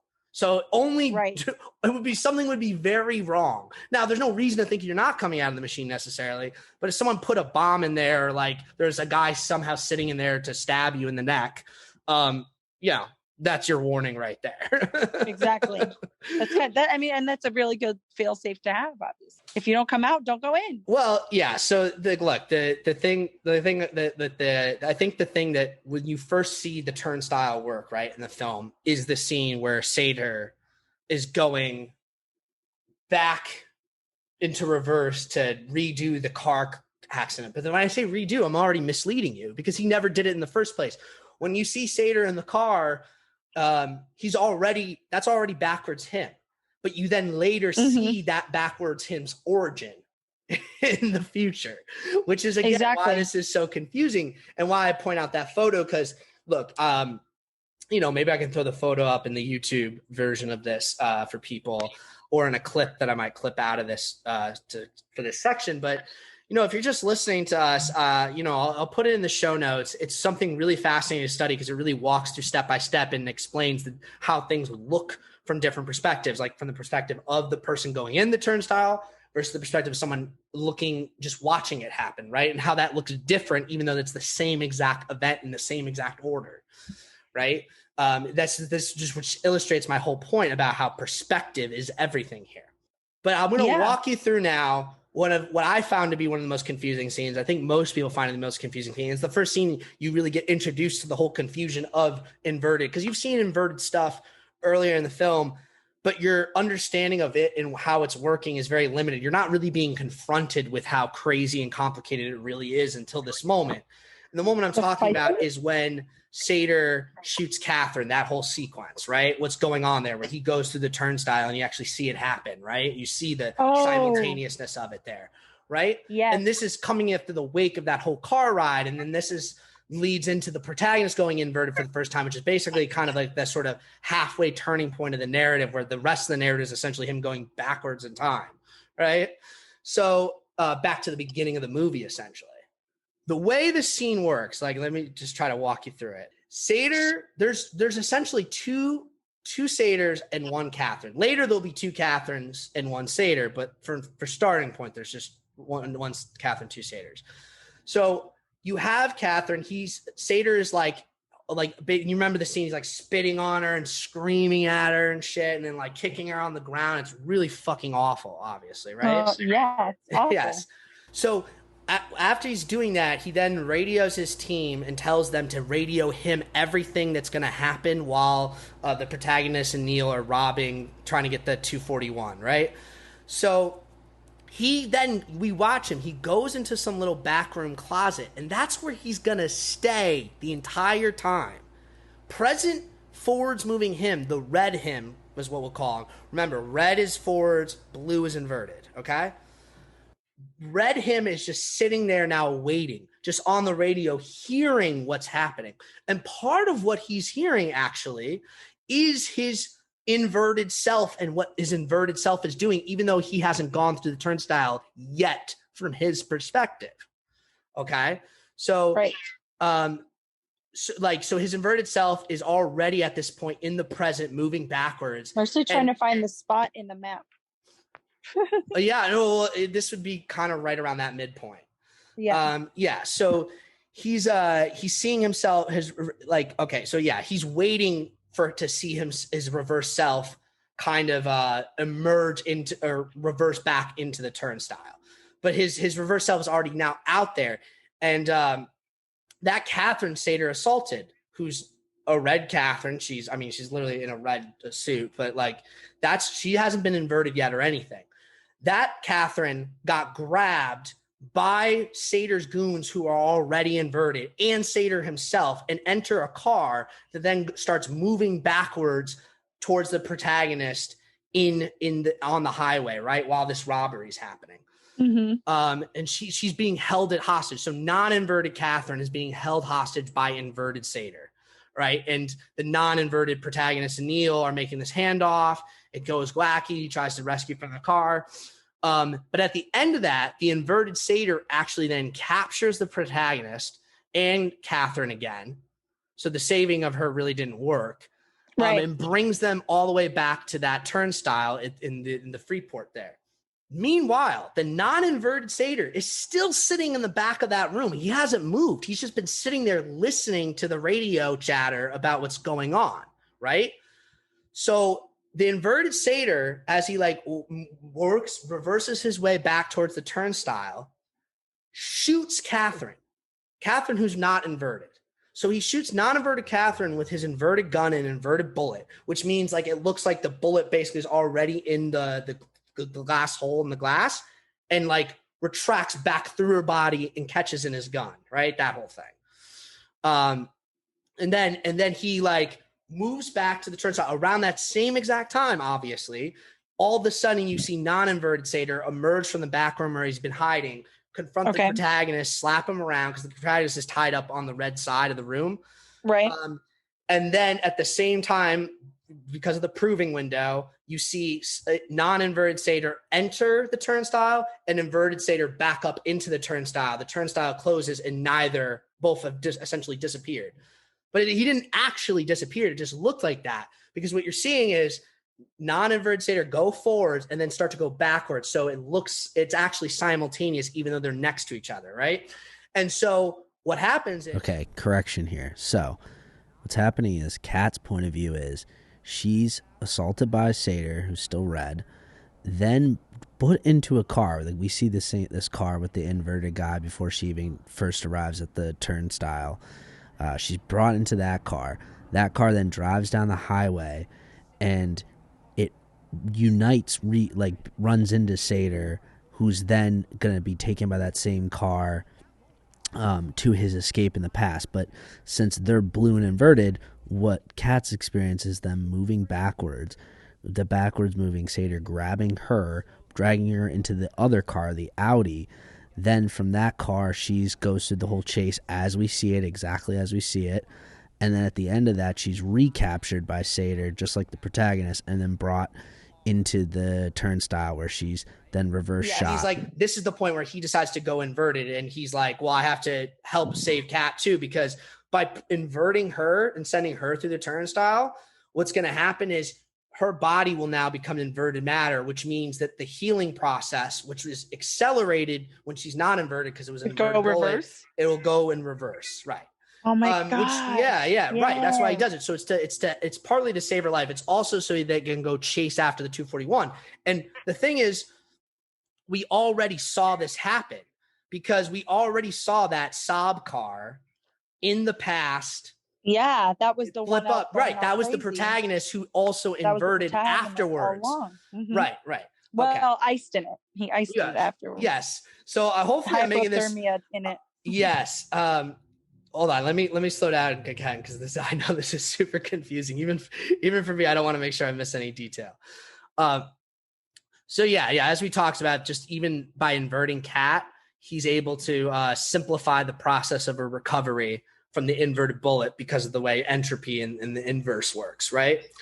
So now let's talk about that sob, because this sob actually, why I think I have the explanation for it, it's actually, if you think about it, can be the most confusing part of this whole thing. And I don't want to leave it uncovered because there'll be some fucking nerd out there who's like, well, you didn't explain that. And you said you were going to explain everything.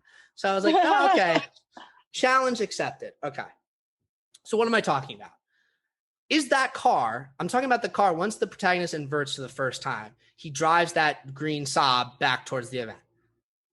This just bothered me because I didn't think about it at first. Is that sob inverted? Seemingly no. Oh. No. So this is an interesting thing, because think about this for a second. When you're inverted, right, you're moving backwards, but you're the one who's inverted. So it's like, it makes sense. The world's not inverted, but you are. So it makes sense that you'd be moving backwards through the world, at least as far as this whole thing can, quote, make sense. But now you're getting in a car that's not inverted. So wouldn't the car be moving in the opposite direction that you're telling it to move at all times? Well, I think the answer to that is yes, which means that when the protagonist is driving it, we don't explicitly see this. I have to assume that he is putting it in reverse to go forwards, if that makes sense. And therefore, that's what she means. The one lady does say the handling will be in reverse, but she doesn't really specify what she means. Exactly. I think, you know, she says wind resistance is reverse. That makes sense. But like, I think the idea is like, you have to drive it like you're driving in reverse because you are in reverse. But from your perspective, you're going forward. So it's like, you're going forward. Yeah. It's like the protagonist drives a non-inverted car through the past, which from the red point of view, the non-inverted point of view, is moving backwards. Like if you're a normal person, you're watching this, and you do see it earlier in that way, it's the car is literally moving backwards towards the past, right? It's like reversing as it's going forward, if that makes sense. So we don't see it, but I assume he puts the gear actually in reverse when he's driving it, which would make the most sense since the car itself is not inverted. Yeah. Now, what's interesting is, because it still gets even weirder. So when the car reaches its final destination, it crashes, like it flips over. And we had seen from the red direction that flipped car when the protagonist is moving normal forwards time. You see that flipped car unflip over and start moving backwards, right? So that's that you're seeing that. But as we know, the event doesn't end there. The event ends when inverted satyr goes up to the car and explodes it, causing a, quote, reverse explosion. And that's that whole thing they talk about is like, oh, you might have been the first person to die from hypothermia from an explosion because the heat to cold transfer is reversed or something. That's some science that I'm like, okay, I guess that makes sense. But the point I really just want to draw attention to is, if that explosion happens, that would mean further in the past the point of explosion, is the debris of a car, the car that exploded, right? Okay. So when did that debris as phenomenon appear to people in the forwards moving universe?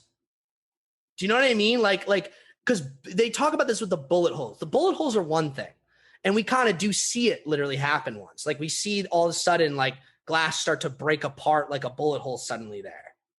And we see it with the protagonist's body later. We see like all of a sudden he has a bruise that's goes from mostly healed to less healed to less healed to bleeding. Dripping blood. But like imagine something not like that, something much more complicated and chaotic, more against entropy, like an exploded car, like the debris from it. At what point is there debris on the grass of the highway there? Because the cars are going through that highway all the time. Like they would know if there was debris there, and wouldn't the debris that get cleaned up, and that would mean it's interfering with the debris still being there to eventually be there to reassemble into the car when the explosion's reversed? See where I'm going with this? Yeah, I think so. Okay, I think so. So this is the least, gotta be the least intuitive thing of all the things we see explicitly in this film, honestly. It's like how did that debris just be there? Like at what point in that past is it left, or undone or whatever? I mean, right. It's kind of an unanswerable question, but the closest thing we get to an answer in it, this is why I wanted to highlight it, and just the answer that'll have to do, like it or not, is Neil talks about the fact that the entropy of the world itself is not inverted. So technically, like I said, technically neither is the car. Hence the pissing in the wind metaphor. We're going to talk a lot more about what that means. But Neil mentions, and after saying that, he goes, in parallel worlds theory, we can't know the relationship between consciousness and multiple realities. So I think what he's getting at here is there is no real answer to this question, because we can only know in the perspective from which we're traveling in, that the car all of a sudden was there, moving in reverse, exploded. If there was a world where that wasn't there, or a world beyond that point, we don't see it. And in some sense, it's like we never see it. We can have some understanding of that it existed and then it happened, but we have no relationship to it. It's just kind of like an unsolvable thing. It's another paradox, essentially. And nevertheless, the basic rule is, and this is something else we're going to drill home, what happened. The car debris was always there. Then the explosion, then the car reversing out of the crash back to the inverted protagonist point of origin in the future. Cause and effect are present, just reversed. Okay. So that's, it's a real brain twister, but this is, I wanted to go through this because I'm setting this up to get, again, what the movie's doing visually, teaching us to change our basic intuitions, right? So now let's talk about something else that's an interesting scene that illustrates this. And this scene, I think, is simple, much simpler to understand, but I'm pointing it out because it's actually very illustrative, which is why its simplicity is useful, which is that inverted fight sequence in the Oslo Freeport, right?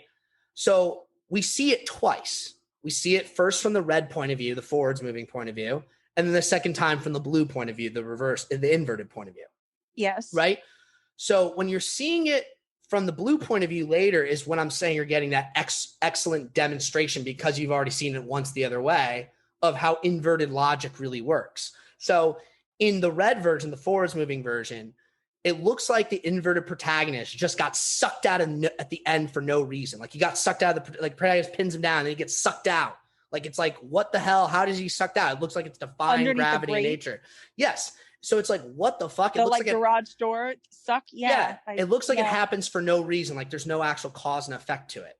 And then you'll notice right after he gets sucked out, an explosion happens, right? The back of the plane engine explodes. Okay. That's in the red version. In the blue version, because the chronology is reversed, but the perspective is aligned, meaning we're seeing it from that reverse perspective, we see that the explosion is what pushed the protagonist, pushed him into the non-inverted protagonist's grip. So it wasn't that he got pulled out of it, he got pushed into it. And it wasn't that the explosion happened afterwards. In fact, it did happen afterwards, but that after explosion was the cause of his motion towards him, because cause and effect are reversed.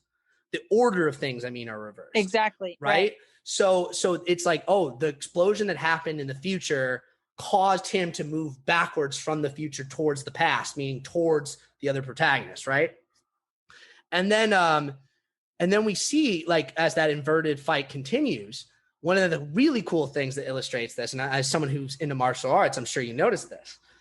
So the inverted protagonist, the blue guy who's wearing all the getup and mask, he's already experienced the fight from the red point of view. That was in his personal past. So he starts to remember the fight, which means he starts to basically be able to predict the moves of his opponent because he remembers doing that. So he's kind of like basically able to counter everything he does.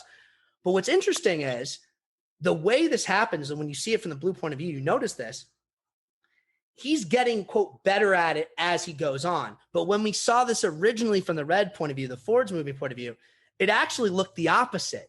You don't even realize it the first time. You realize it in hindsight. If you watch it, it looks like that guy, the inverted guy, when he comes out of the turnstile, is really, really competent at predicting his moves and is totally dominating him. But as the fight goes on, he gets worse and worse. And the reason he gets worse and worse is because chronology from his point of view is reversed. So it is him getting better. It's just we're seeing him at the end when he's gotten the best, going back to the beginning when he's confused, right? So it's like you're seeing it in reverse. So I thought that was a really cool illustration again. That was the best. Reverse that logic. Was the best. I think that was the best example of experiencing both sides for sure. And like, yeah. Because there's not really another parallel like that where they show two characters of the same scene, do they? No, that's really, I mean, basically that's the only time. The only other time that's kind of like that, and we talked about it, is just when you see Sator go through the turnstile twice. But that's almost more confusing than illuminating, I think was my point. This is actually illuminating. That's why I want to talk about it. But now let's get to the part, because what's actually happening in that scene is the protagonist had been traveling inverted for like a week. So he basically went a week back in time, and then he's returning to the turnstile to go back forwards again. But because he's going back forwards again from the past, he essentially time traveled into the past. That's what he did. He's now a week ago. Yeah. So this gets into this whole idea that's important to understand, that's happening constantly in the background of the film. The people are going in reverse for like sometimes weeks or days at a time, and then jumping back forwards, which means that even though they're now moving forwards again, they are in the past. And they might be in the past, the same past where they're obviously in the same past unless they were just born, as a past version of them already existed. So one thing that will blow your mind if you think about it, and believe me, people have on Reddit, there's like 8 Neils throughout the whole movie, maybe more. Oh, really? Oh, yeah. There's like probably 20 protagonists. Like there are tons of these motherfuckers because they're constantly overlapping their time periods. Oh. They're constantly going back and forwards over the same time. We know Neil does it like 5 times. Yeah. And you can only imagine how many more times that you're not seeing. Same thing with Priya, same thing with Sator. They're like literally going back at 2 days, going forwards another 3 or 4 days, then going back another 6 days, then going forwards, then going back another 7 days, then going forwards. You see what I'm saying? Back and forth, back and forth, back and forth, almost never advancing in a way. I mean, we know eventually they do. And also the general trajectory of Tenet seems to be moving further and further back into the past, at least up into the point that we saw in the movie. Then it seems like they're more likely to be moving forward into the future or something like that. I don't know. Since they accomplished their goal, I mean. Now, this brings up this general thing I'm talking about of how, I just want to say real quick in case it's not making sense.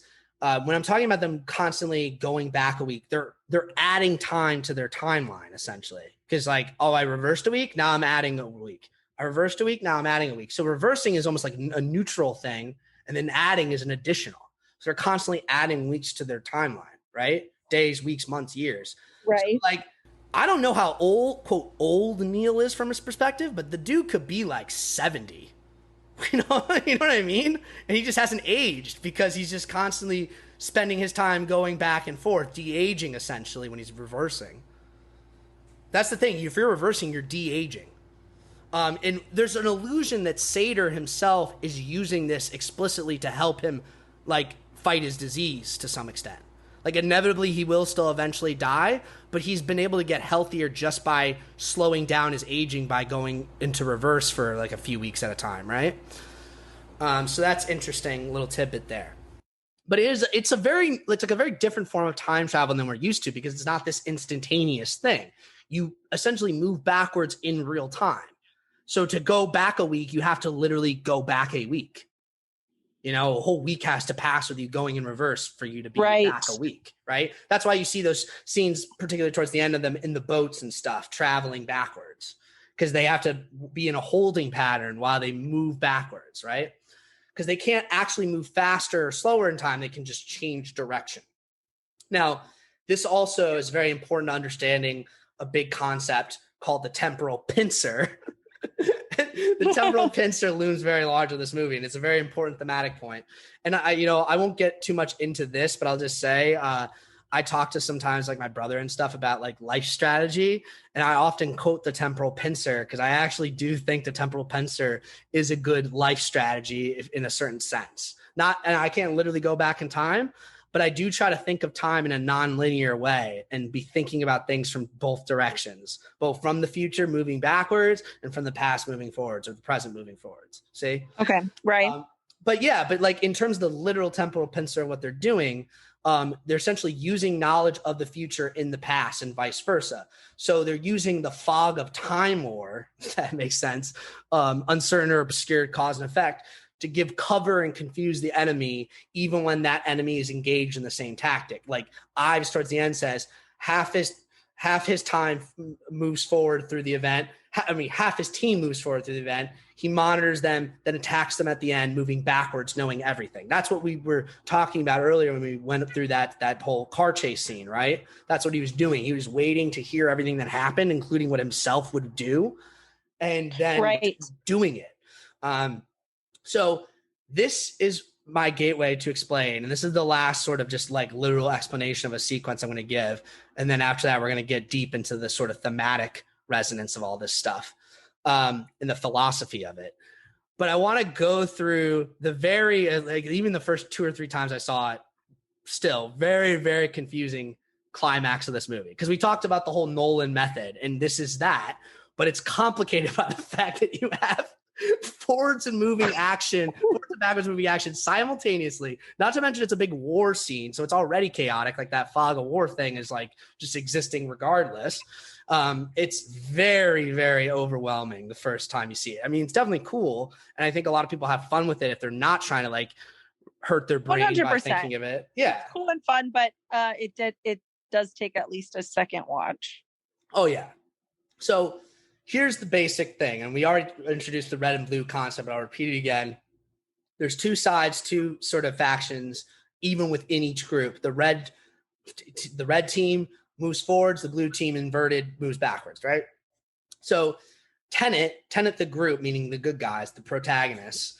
Tenet's red team is a distraction, while the blue team moves backwards to gain intel and return to the start to give the red team that intel, which they have the whole time because it already happened and was given to them at the start so that they could perform the distraction correctly. So that's what he's talking about. He's like, oh, blue team starts an hour from now, but we already have the intel because they traveled back to the past and gave it to us already. It's happening simultaneously, even though technically one's leaving an hour from now and going backwards, right? So that's important to remember. Again, not intuitive to our normal thinking, but once you get used to it, you get used to it, right? The antagonists, Sator soldiers, are doing the same thing. They're using their red team to recover the algorithm while their blue team gains intel so that they have it in the past for their red team, just like what Tenet's doing, right? Now, but Tenet also has the red splinter team, which is literally just the protagonist and Ives, who are sneaking in, trying to get the algorithm while the rest of the blue team and the rest of the red team and the blue team are essentially just providing distraction, really, confusing people. So again, I'm saying the scene's confusing. The whole point of the scene is to be confusing. That's literally what they're trying to do, is confuse each other. So it makes sense that it'd be confusing people. Okay. But I'm trying to make it as unconfusing as possible. So Neil, this is where it gets even more confusing because Neil is part of the blue team, but he ends up doing much more than the normal blue team is doing. So Neil, part of blue team, he then goes back as a red. He doesn't actually change his patch, but he starts moving forwards again because he uses the turnstile at the site. And he gets in that truck and ends up saving the protagonist and stuff with the winch. But as we also see, he then goes back and reverses again at some point and goes back and dies to save the protagonist by holding that door open, which he already saw. And then he essentially saw a dead body come back to life because it was inverted and pulled the door open for him. Right. It's really fucking crazy, right? So it's like, again, the whole inverted, if you die inverted, you are kind of like The Walking Dead. Like people literally watch you come from dead back to life. It's weird. During that, he also went, during that same period, even though we don't see this explicitly, we do technically, but way back in the beginning, he also went back to the opera house and saved the protagonist there as well. When like he gets shot with that reverse, or almost would have got shot with that reverse bullet. That's right. So, and then he goes back again to die the same way we just talked about. I know it's really fucking simple. Also, while all this is going on, we have Catherine's role where she goes on the yacht and off the coast of Vietnam, and she's pretending to be her past self so that she can delay or prevent the time traveling satyr from the future. That's who arrives in the helicopter, is the satyr from after the whole car chase stuff. he's coming back so that he can be there and enjoy his last moments before the algorithm's assembled, and he will then kill himself. And so With she, the pill. yeah, well, yeah, I don't know. I think he might have, I don't know how he's planning on killing himself. I don't know if that was she takes the pill from him. Oh, did I? And convinces him to wait. I might have missed that, but I think either way, like if you want, the whole point is he has this dead man switch on. So no matter what, she says, let's wait for the sunset. Well, he doesn't. Well, because he's got the silver pill in his hand. Mm-hmm. And he says, why not now? And she said, well, we're waiting for the sunset. Well, she's not technically, I know what you're saying, but technically she's not. Because her job, this is when she goes know. back, and her job is to stop him from killing himself at the very end. Well, okay, no. This is why I want to clarify this, because it is a little confusing, because she has a certain plan that she doesn't follow at all. That's the kind of what happens. So what she's actually supposed to be doing there is she's supposed to be stalling him from killing himself, so that when when Ives and the protagonist get the algorithm, they can then radio saying, we got it, we stopped it from being buried by Sator's team, meaning it's now okay for Sator to die. Because when he dies, What happens is the dead man switch causes that information about where the algorithm is located to be transmitted out, which means the future sees it, which means from their perspective, they'll have it right there and then they can use it, right? Whereas if they assemble the algorithm, or they get the algorithm back before Sator dies, then even if he transmits the location, it's meaningless because it's not actually there.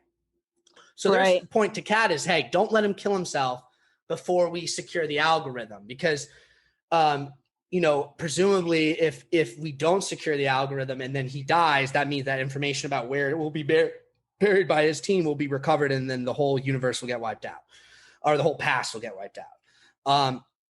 However, Catherine, being Catherine and being around Sator, just can't stand it. You notice what triggers her finally is actually when she starts to realize that she already saw this happen. It's because she starts to see her past self come up on the boat, and she's like, fuck it, I can't do this. And she reveals herself to Sator and shoots him.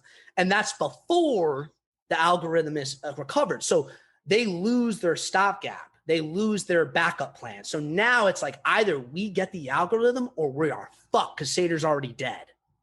So the plan went wrong there, is essentially what happened. Now, I want to know what's interesting to me about this. Catherine's past self from her flashbacks returns to the boat just in time to see her time-traveling future self dive out the boat, meaning her past self mistook this other woman. Remember, she talks about that way in the beginning of the film at the restaurant? The woman who jumps off the boat. Yeah, she thought it was some woman Sator was sleeping with, but it was actually just herself, right? Yeah. So that's a cool example of, the whole sort of time-traveling thing. You see your past self, you don't realize it. It's like, again, everything's already preordained in this sense, right? But what's interesting to me about that too is there's a little bit of a hole there. Not really. I can kind of understand it, but I just want to point it out so no one thinks I missed this. It would stand to reason that Kat's in the past never told Sator directly about being summoned back to the boat that day.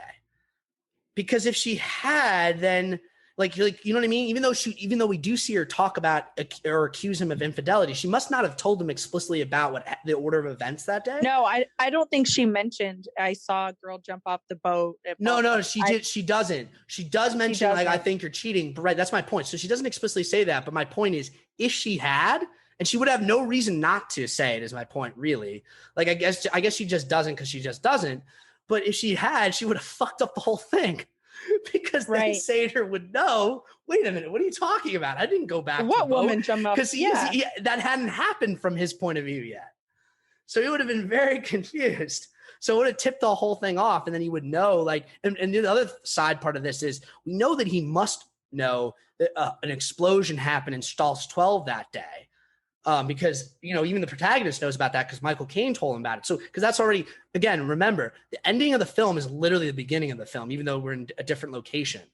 So, it's he was supposed to be at the Opera House that day, which his past self was. So he must have known, there's an explosion at Stalls 12. That must mean that my plan succeeds and the algorithm will work and I'll kill myself that day. right? So he's already knows that's the day he's going to do it. So it's, you know, and again, this brings us to the whole entire thing, which is a perfect segue into the philosophy. In any case, no matter how sort of almost it didn't happen, what happened happens. That's the whole point of the whole philosophy, right? That's the whole point. Yeah. So now what we want to get to is kind of like this sort of thesis I want to try to build for us about this movie. And there's a couple things that are going to sound like, you know, it's kind of a gear shift from what we've been talking about a little bit, but it's all to kind of just bring it back around. But there's a lot in this movie. This is a very dense movie in ways that I don't think people realize. So this movie deals with elements of geopolitics and specifically post-colonialism and the post-Cold War, right? Cold War is a big theme. Cold, cold, cold. I'm going to keep emphasizing that. Cold. Okay? We'll get to why. But there's that whole dynamic of the West versus the East and the global South's role in that, because we have Mumbai, we have Vietnam, etc. And this whole idea of like, you know, from that perspective of the old empire, specifically the British Empire, it's like this idea of the quote Oriental playground. You have Mumbai, you have Vietnam, as I mentioned, which was a French colony, obviously, but you get the point. And James Bond films and spy films and le Carre novels have always dealt with this world because that is the world of that MI6. That is that world. They are there to manage that shit. For better or for worse, mostly for worse, honestly, even though I love James Bond and I love le Carre novels. The le Carre novels at least deal with the ramifications of like, this is kind of fucked up, right? And like, yeah. And also the idea of the Soviet bloc in like this sort of cold, bombed out, new post-nuclear thing of like this idea, and even like the Soviet villain, by extension, Sator, right? As being like this desolate type of primitive, like this sort of like gorilla man who's just like, I don't care, I blow everything up. like it does all, nothing matters. So when you add those elements, which are all there, you can start to piece together like what can be at first a very surfacey kind of thing where this movie's cosplaying in these different worlds, knowingly or not, about the history or tropes of it, right? But what I want us to focus on and what I'm just going to try to argue is that Christopher Nolan, even more so than I thought, I think this film really demonstrates to me he's a much, much, much cleverer fellow beyond just like time stuff than people give him credit for. Like this guy knows what he's talking about. Like he's thought about James Bond movies a lot. And I think he has a real critique of them. I think he has a real critique, despite movies like what maybe you might take away from a movie like Dunkirk, that he's some sort of British nationalist or something. No, I think this, I'm not saying, I don't really know what his real world politics are, and I don't care. What I want to point out is I think there's actually a much more sort of intelligent and self-referential and self-aware critique that's happening. And then I think it directly ties into the deeper philosophy of the movie. So that's what I'm going to try to outline. So one of the things, this is what I talked about when you talked about that scene in the restaurant with Michael Caine. And I said, actually, that's the whole key to the whole film. And it is. Because a big major theme, you're going to see it in a few places, so I'm going to try to point them out, is this idea of like this classism and elitism and snobbery culture, essentially, right? And again, from a personal Christopher Nolan point of view, I mean, I feel like this guy, rightly or wrongly, gets pegged with this shit a lot because he loves to wear his three-piece suits and whatnot, right?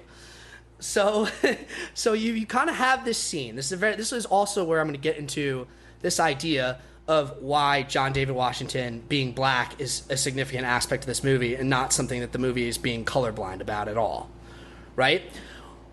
When he goes into that scene to meet Michael Caine, first thing he goes to say is, I am here to see Michael. The guy immediately corrects him, Sir Michael, how dare you? Then he sits down and they have their little debriefing conversation, and Michael Caine being Michael Caine, cool, he says it very cool. So when Michael Caine says it, doesn't feel bad, but it's very notable the lines he uses, right? He's like, yeah, if you want to go pretend to be a billionaire, Brooks Brothers won't cut it. Like exactly. And he points out his suits and he's like, I could recommend you a tailor. And he goes, and John David Washington, very confident, but like clearly understanding that he's being talked down. He goes, hey, you Brits don't have a monopoly on snobbery. And Michael Caine's retort to him is to go, more like a controlling interest. So he doesn't even deny it. He doubles down into it. And then you get to the part you mentioned. All of a sudden, the maitre d' come over. He's like, I forgot to mention when he orders the food even, and he just goes, I'll have what he's having. The guy's like, ugh, how peasantly that you would just like not, go through the motions that we ask you. So the guy's like giving him shit the whole time because right away he's like correcting him, right? Right. So then you get to this whole thing where he's like, box that up. And guy's like, absolutely not. Now, as you point out, in British culture, especially British like upper crust culture, that's considered to be an absolute no-no. And I think, again, the protagonist, John David Washington, knows that. He does it on purpose to kind of annoy him a little bit. He's like, yeah, I know you guys hate that shit, so whatever. Fuck you. Box that up for me, please. Now, later in the scene where he goes to see Elizabeth Debicki's character in that other restaurant and meet her, when the guys come around to rough him up, he goes, guess they didn't like the look of me, specifically is what he says, right? Right. Then when he goes into the kitchen and is about to fight them, he goes, I ordered my hot sauce an hour ago. Now, these are all just little jabs. And for all I know, especially that last one, John David Washington just improv that line or something. For all I know.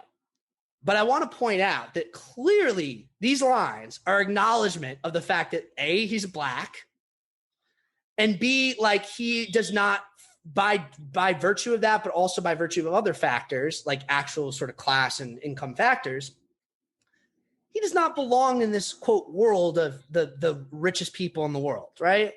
He has to dress up to meet their expectations, right? That's sure. like part of it. And now this is always built in a little bit in James Bond, especially the Daniel Craig James Bond movies, that they've kind of had it both ways, because in Skyfall, they revealed James Bond, some rich guy, but they earlier in Casino Royale, they try to make it seem like he was not. I don't know. It's confusing. But they try to factor it in, like the whole thing of wearing the suits and the watches and the all not is a kind of like part of the act. It's not necessarily just like, oh, I just happen to wear suits while I'm fighting. Like, it's like, it's a little bit silly, but it's kind of part of the act. And here you have it again, where it's like this sort of meditation on, Christopher Nolan really does like fancy clothes and wants to see his characters in these cool suits, and him and Neil look cool as fuck throughout the movie, and I love it. But there is like a sense of like, an acknowledgement that, yes, I am John David Washington. I'm a young black guy, an American. I do not belong in this British upper crust European world. And the people here know I don't belong, and they don't like me for it. And there's no doubt in my mind that Sater would be jealous of any man and be very suspicious of any man. But when you have lines like, I guess they didn't like the look of me, there's definitely an acknowledgement that he definitely wouldn't like some black guy getting with his wife. Like, there's an acknowledgement of all that stuff. Right. Which ties into another thing, which is the character of Catherine and her whole relationship to Sater. And this is where the themes of the movie become really tied into this, right? Is this sense of like the class leverage that Catherine has on her. This is directly introduced by Michael Caine. It's like, she's part of the British upper crust by birth. She's an upper class lady, or she's a Barton or whatever. And Sater is some Russian guy who's an oligarch, yes, but like, to the Brits, that means you're new money. That means you're some thug, hustler, gangster. You're not actually one of us, and you don't belong near us. So the fact that they married was like Sater, in a sense, trying to join this other society, or at least get the benefit of it. And always feeling, as a result of that, the fact, knowing that he doesn't belong in it, amongst other reasons, insecure. Sater's defining character traits and everything wrong about him, including his apocalypticness, comes from the fact that he's fundamentally an insecure person. And his insecurity has a lot to do with the fact that he married a woman above his class. And so this is kind of a common theme, and even with things like The Night Porter or other things that have similar setups and motifs, is like, this is where a lot of misogyny and domestic abuse in the real world can actually come from, and like, he's holding his wife captive. Like, this is an important plot point and an important thematic point. I think there's some like over the topness about that too, where he's like, obviously you care more about my wife than me. Let me hold a gun to her head because you'll do what I say, because you, a stranger who's only met her 3 times, you love her more than I do. You'll do anything for her. I'll shoot her in the head. No, I mean, I think I know what you mean by the over-the-topness, and the way Kenneth Branagh plays it is very extreme. But again, I think that extremity serves the thematic points and the character points that I'm making. That this guy his insecurity knows no bounds. He is the most insecure. I mean, she calls him grubby little man. Like, he is the most insecure and therefore the most violent and rage-filled and hate-filled person imaginable. And he is meant to be a stand-in for not just like Russian oligarchs, which I don't think Christopher Nolan has any particular interest in, other than the other factors that I'm going to relate to why that was chosen. But just this idea of like, you know, a real critique of these types of people. I mean, we can talk about like, you know, Bezos and his obsession with phallic space objects, but like really like this is at a different level of thuggery where it's like, you are holding your wife hostage. And what he says to her, and this is a very important line because it ties into stuff later. This is what I'm saying. This is all to set up the thematics and the philosophy, right? If I can't have you, no one else can. This is Sater's defining perspective. If I can't have you, no one else can. Possession is power. Right. And he says, exactly, related to possession is property. He says later, in reference to his wife, my property shouldn't concern you. Now, I don't really going to get into the links between misogyny and the notion of property. I think they're documented and people will know them, and we've talked about them in other areas. But I just want to get to this more broader topic because, again, you'll see how all these things are very tied together. The idea, the primacy of private property and the security of private property plays a huge role in this film too, because what's the location of the major set pieces? The free port. And they explain what a free port is in this movie because most people wouldn't know. I didn't even know about them before I saw this movie. Free port's where Sater hides the turnstiles. But as you know, when you see the scene where, right, Neil's getting the tour from the Freeport guy. It was like a very cool, like, European guy. He explains it exactly. It's like a great place to hire taxes. They give you a little tea and saucer when you show up in your 3-piece suit. And it's a tax haven. It's like a way of basically saying you can bring art across anywhere in the world into the Freeport because it's technically in the airport. So it's on technically non-territorial territory or international territory. So there's no actual tax laws. So you can just hold it there indefinitely and never pay taxes on it. Right. That's exactly the idea. So they bring him into the Freeport and he's explaining the security measures, which obviously becomes important to the set piece with why they need the plane to explode in there and everything.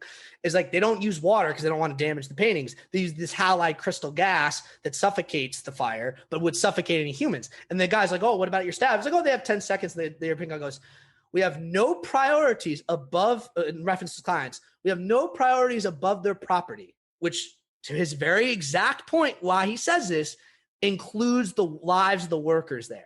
That's what he's saying. He's saying, don't worry, we don't care if they die as long as your private property remains. Yeah, some of them might die. Right, exactly. So this whole, again, it ties in this whole idea of taxes. And look, Christopher Nolan, at this point, very rich guy. He would know about this stuff. And he obviously a very cultured guy. He would know about this stuff. And I don't know what his personal relationship is to these things, but I think the movie is not being coy, that it A, has a critique of them, and B, is thematically using them to make these thematic philosophical points, right? This idea of art hoarding, like the whole way the protagonist gets into Sater and Catherine's lives is through this sort of convoluted, in some sense, backstory about how Catherine tried to commit art fraud in order to like basically blackmail Sater, and then instead Sater reversed it on her and blackmailed her with it, and that's how he's holding her hostage, because he's essentially saying, if you don't do exactly what I say, I will report you for $9 million of art fraud to the authorities, and I will make sure you get the book thrown at you and you will never see your son again. Right. So that's the whole idea. But just the idea of art hoarding in general, like the Freeports being this place where billionaires and rich people buy art, not to put on display, but to hide it in like semi legal Freeports where no one can see it, just so they appreciate and value over time. And you know what I mean? Like it's this hoarding away of things. Again, If I can't have you, no one can. Right. Right. So that's I'd rather you sit there and rot. So this brings me to, and again, I won't delve too much into this because it's a very complicated topic that we'll have plenty of time to talk about when we talk about other things. But I want to highlight what's importance here because it is kind of like the fermenting ground for this deeper issue with Sator and what Sator represents and what the quote evil future represents, right? Is this idea of what they call capitalist realism. And what that is, the best short explanation of it is the idea of like you, because the world is defined by capitalism and making money, essentially, if you don't buy into that, you are unrealistic. And the most realistic thing you can do, the only thing you can do if you're a realist, is to fully go on out. And the more extreme you go out in it, so if you're a Sator type, like a real cutthroat businessman, then you are the most realistic under these parameters, right? And the extreme of this, which is what I want to get to, is what the real threat to our real world often is, which is apocalyptic levels of capitalism, which is like this idea of like greed. We're gonna excessive greed, the most greed possible. Like greed is good. We're going to extract every last thing out of this planet. We don't give a shit. And we know, because they've told us, we know the world's going to go to hell. And it's not that we are in some degree of denial about it, but there's a degree to which we're not only not in denial of it, we're just simply saying, fuck them. Who cares? If the world's going to go to hell, I might as well die rich. That's the attitude of these people. And Sator more or less says exactly that. And so what Sator represents, what Sator himself is a part of, and what this allusion to the future that Sator works with is a death cult. These people are part of a fucking death cult.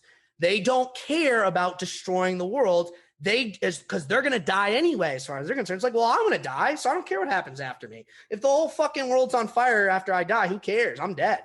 I got rich, though. That's what made me feel good at night, even though it doesn't, even though it just makes them pathetic little men who like beat their wives and whatnot. It doesn't actually fulfill them at all, but it doesn't matter. They're not actually happy. They're not actually happy. Of course not. And in Sator's case, he's like content not to be happy. He thinks winning is better than being happy. Right. So, and obviously the world's also full of apathetic enablers, willing, unwilling, knowing or unknowing, who allow this to happen.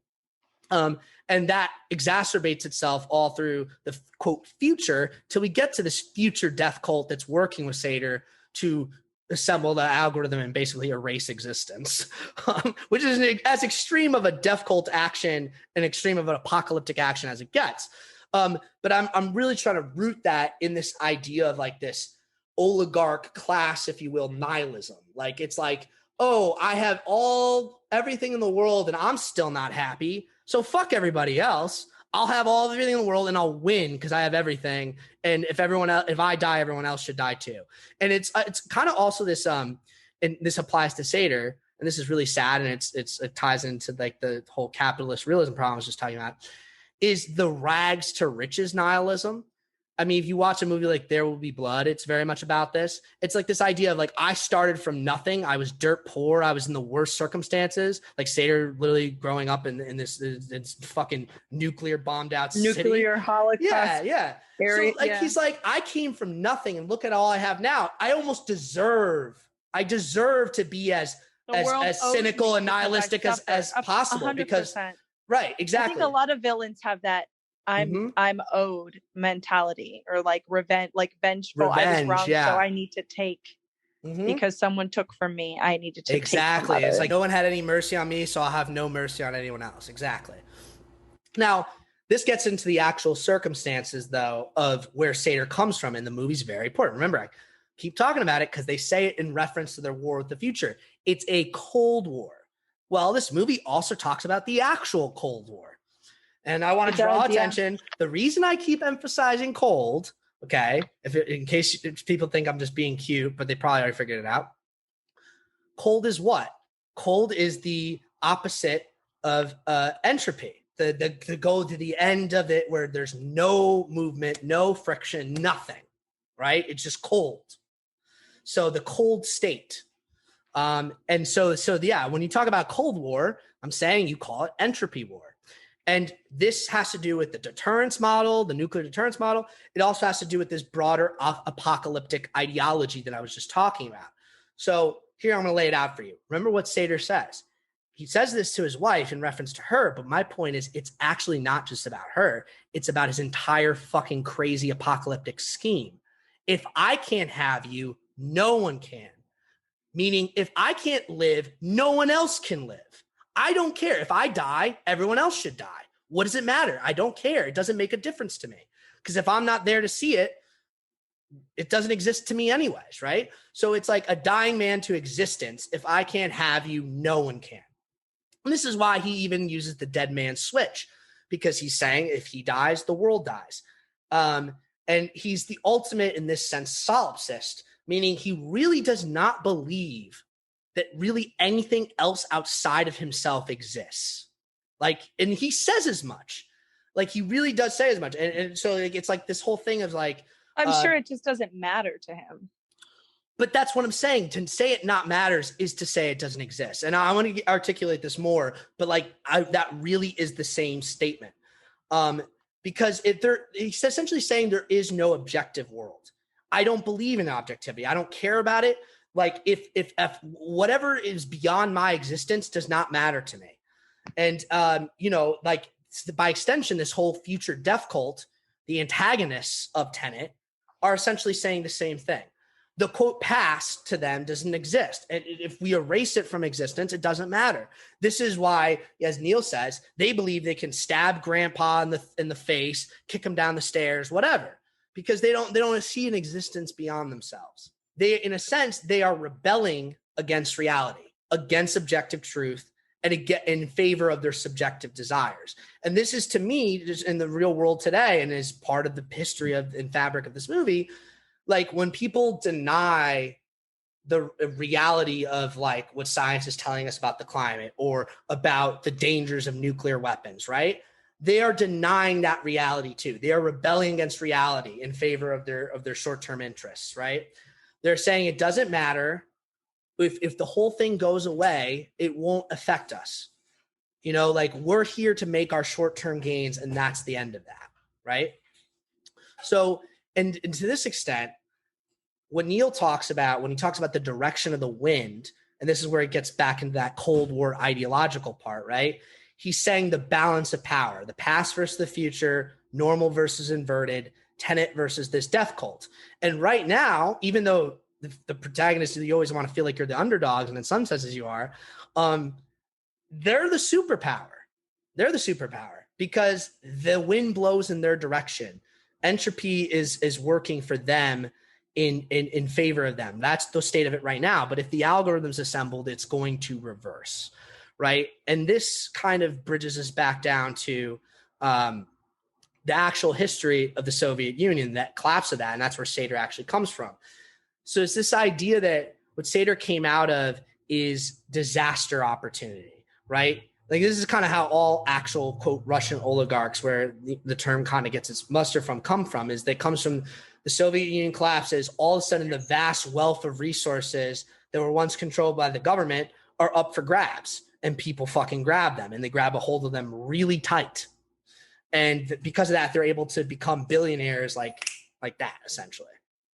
And that gold rush mentality, too, kind of ties into what I was referencing with There Will Be Blood. It's just kind of a similar thing. It's like there's this just wild opportunity that's unique, and anyone who's willing to do the worst things possible to get it will get it, and they'll be rewarded for it. And because they're rewarded from this circumstance of the worst things possible, they feel a certain sense of almost like spiteful entitlement about it, where it's like, well, I fucking went out there and got it. I dug up the oil. I fucking dug up the plutonium. So if you want to come for it, I'll fucking kill you, essentially.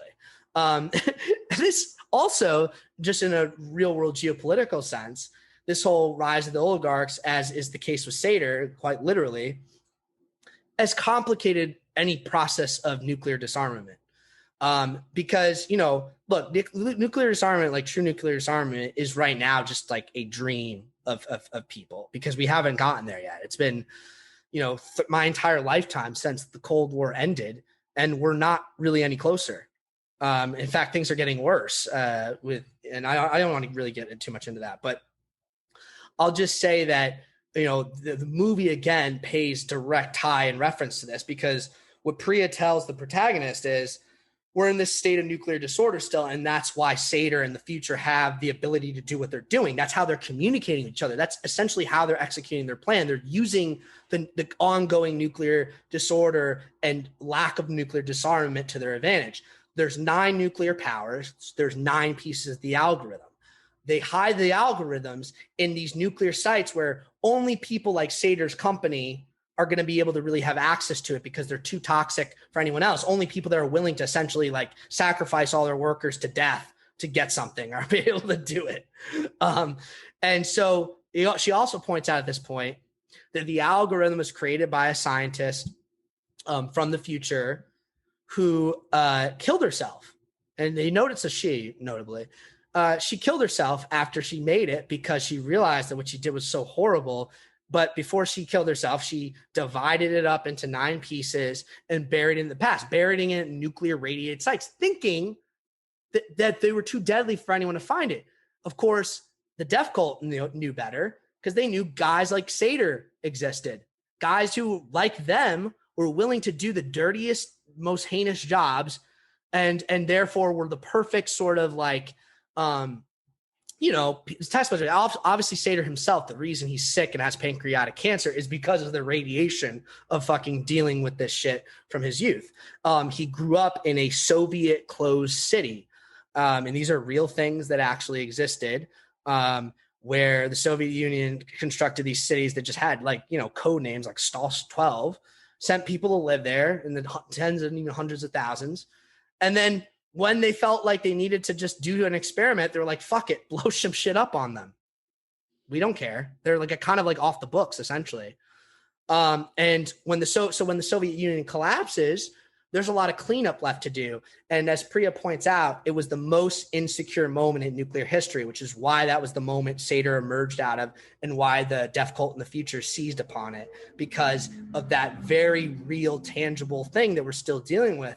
The fact that we have not rid ourselves of nuclear weapons, that threat is still there. I mean, the whole time the protagonist is talking about, in the beginning, he's learning about this. What do you mean nuclear holocaust? And they're like, much worse than that. But really what they're saying is it's much worse than that only because it's an extension of it, not because it's nothing to do with it. One thing, and you could fill us in a little bit more about this, because I still haven't seen the thing. And I mean, I'm not an expert on the real history of this either. But it's obviously there's this Chernobyl parallel as well, right? Is a parallel there for sure. That show was gripping, and if his character's childhood was anywhere near that or anything like that, obviously he's scarred. Yeah, obviously he's got some demons. Yeah, I mean, that's the thing. I mean, I haven't seen it, but like just even what I understand about the real world event, or what I can imagine about that show, and people have told me, it's just like super, depressing to watch. But that's the reality. That is the reality he grew up in. That's what I'm talking about. And it's really like a message that we should just be transparent. Like, it's better to tell people. And I mean, I think we still do this a lot in politics, especially in America, where no one wants to ever make a mistake, or especially companies can't admit to anything like that. And this is an instance where if like people had just spoken up sooner, lives could have been saved. It's really sad. Yeah, it's really sad. But I mean, look, so as someone, as you pointed out at the top of this, like you consider yourself a scientist, and I definitely consider you a scientist. That's why I was definitely eager to talk to you about this. Is this now like the movie takes the idea of entropy, right? Which at its basic is the idea of energy. The way energy works is, you go in order in the universe as a result of energy. You go from the state of order to chaos as time passes, as heat transfers, essentially, as heat expands in these things, right? So, an explosion is a good example of entropy, is you go from this solid state to an extreme burst of energy that causes everything to move out in every direction, right? We talk again, Cold War. They use the metaphor. Oh, it's a Cold War as opposed to a hot war, and the whole danger of a Cold War. And I like the part when they first bring up the idea that this war with the future is a Cold War. As the guy goes, the recruiter guy goes, cold as ice. It's very, very dramatic way. But another metaphor that's interesting to me about that, and it's important with this idea of entropy, especially as it relates to humans and mankind, is this idea of going from life to death. But I really just think this idea of entropy in the film, beyond just the coolness of the I don't mean to use coolness, besides just the fun of it and the idea of using all those puns of the Cold War and stuff, is this idea of like, what is the future actually doing? What does the algorithm do? Right? Well, what they're talking about is this idea of they've abused their environment and it's a complete disaster and the world is basically dead or on the brink of death. They he literally says it. Sater literally explains it to them on the phone. He goes, their oceans froze and their rivers ran dry. Right? So the idea here is, so what the future is doing, like, why would they be willing to risk this paradox? Why would they literally try to reverse entropy? So what, by the way, just like what they're talking about is the idea is if you reverse the entropy, all the damage that's been done to the earth, to the universe, is going to be reversed. So that we'll be at the beginning. The future will be the beginning where everything is good, and the past, the further in the past, the more chaotic and dead it'll be. Now, the fact that this quote doesn't make sense, as the protagonist points out, is like, well, then how could they exist? How could anything exist? It doesn't really work, does it? And like, it's like, well, we'll get to that, but I'll just say that this point about reversing the effects of the climate disaster, the war disaster, and like, why does the future death cult think this is even something good to do? I mean, to my mind, using the most cynical interpretation, which is the only fair one, is so they can do it all over again. They just want to do it all over again. They're not like, oh, now we've learned our lesson. Now we'll treat everything nice. No, so they can start over and do it all over again. And then they'll reverse it again. And they'll be like, well, whatever. It's like this endless cycle because they would rather race towards some magical do-over button than fucking actually do things differently. And, about like the whole perspective of the future difficult, how insane it is, the protagonist asks, like, how could they do this? And Neil's answer is very telling. He goes, doesn't matter. They believe it. Like he's convinced, as he knows, like that part of what Tenet believes is the certainty of the belief of what their enemy believes, the future death cult believes, what Sater believes. They don't care. They are that cynical, that indifferent, that apocalyptic. They really do not give a flying fuck. And you have to just accept that and kind of take it at face value. So now let's get into, this is kind of where we're going to bring it towards the end here. But this is the most important stuff. What are we talking about really when we talk about this reverse stuff, the philosophy, the perspective, the sort of like point that I think the movie is really trying to make, right? And it's it starts with this idea of the unintuitive truths, right? The idea of causality in our world. And this is where the grandfather paradox comes in, right? It's like, if you went back in time and killed your ancestor, how could you exist? That's a paradox, right? And the protagonist points out to the whole point of like what their mission is. He's like, yeah, but if we're still here existing, doesn't that mean we already won? And Neil's response is very telling. This is why I love the character Neil, because he's very cool with this stuff. He's like, it was optimistically, I'd say that's right. So in other words, like, he's admitting, like, yeah, I guess if you think about it, we definitely already won because we exist. And if we lost, that means we wouldn't exist. But as Neil will reveal in his last scene in the movie, and I won't jump to that just yet, there's a reason. There's a reason that despite that, and why he uses the phrase optimistically, quote, I'd say that's right, is because we can't just rely on this notion. Like, it's an unintuitive truth. We can accept this causality, and this is where we get into this idea of free will and the philosophical debate of determinism versus compatibilism or non-compatibilism. Now, I actually been reading a book about this that I just want to shout out and recommend, which is, it's like a whole book about debating free will, which is, it's called Just Desserts. And it's a debate between Daniel Dennett and Greg Caruso, two philosophers of interesting note. And I definitely am more partial. I'll just put the cards on the table and say, and the movie does nothing to change my opinion on this. More in the Caruso camp, which is the non-compatibilist camp, which what that means is essentially that there, this is going to sound bleak to some people, but it's really not. There is no real such thing as free will. Like that's more or less just a grafted on human illusion of some kind.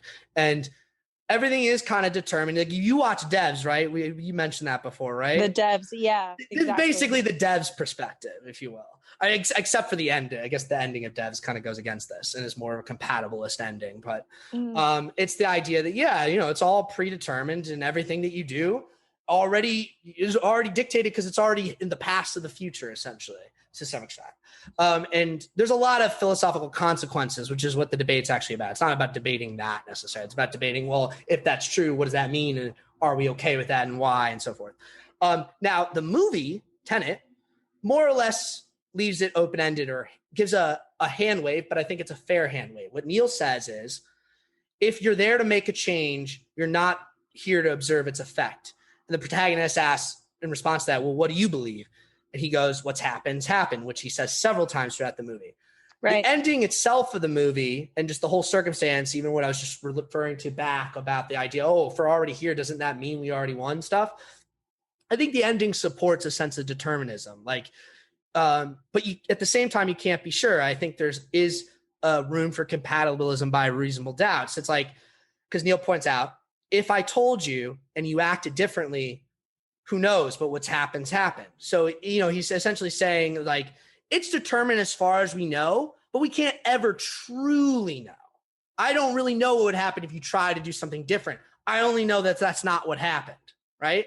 And I also know that as the actual part of the rules of Tenet is the quote, policy is to suppress, or lying is part of the trade, meaning like they don't reveal things that they know about the future to other members because they don't want the members to be influenced by that, right? They want to make sure they act the way they act. And there's an important, deeper philosophical thing even beyond the question of determinism versus compatibilism that's core to that. But that brings us now to this idea of like the tenets themselves, you know, because we hear them say things like, you know, policy is to suppress, ignorance is our ammunition, right? These are all things that are the tenets, literally like parts of a code of the group Tenet, which is what I'm calling them because that's more or less what they seem to call themselves. It's like they all use that code word. If you say Tenet, you're part of it, right? Like, and what we learn towards the end of like what they're about is we're the people saving the world from what might have been. That's something Neil says. And Priya reveals Tenet wasn't founded in the past. It will be founded in the future. So it's actually a group that's origins are in the future and they've worked backwards through time to get to this point, right? Through who knows how many handoffs and reversals and so forth, right? Then they talk about like part of their core belief is that, and this is what contrasts them. This is what all the things I was saying about Seder and the future death cult. They choose to believe in objective reality. This is the core tenet of Tenet. They believe in objective reality. So this is also relates to this idea of the protagonist. Remember, we talked about why is the protagonist just called the protagonist? It's just a troll by Christopher Nolan. Right. 0.1%, yes. But it mostly has to do with this debate about who he is to himself even, because Priya goes, you are a protagonist. And later at the end, he goes, I'm the protagonist.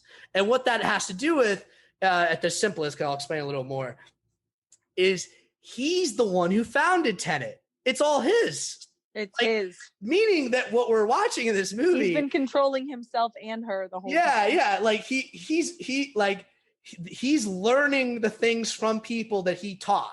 Like it is this like cyclical logic.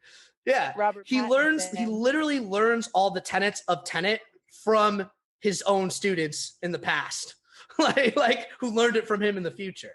So it's kind of crazy, but it makes sense. It's like that. I love that type of thing in time traveling stories.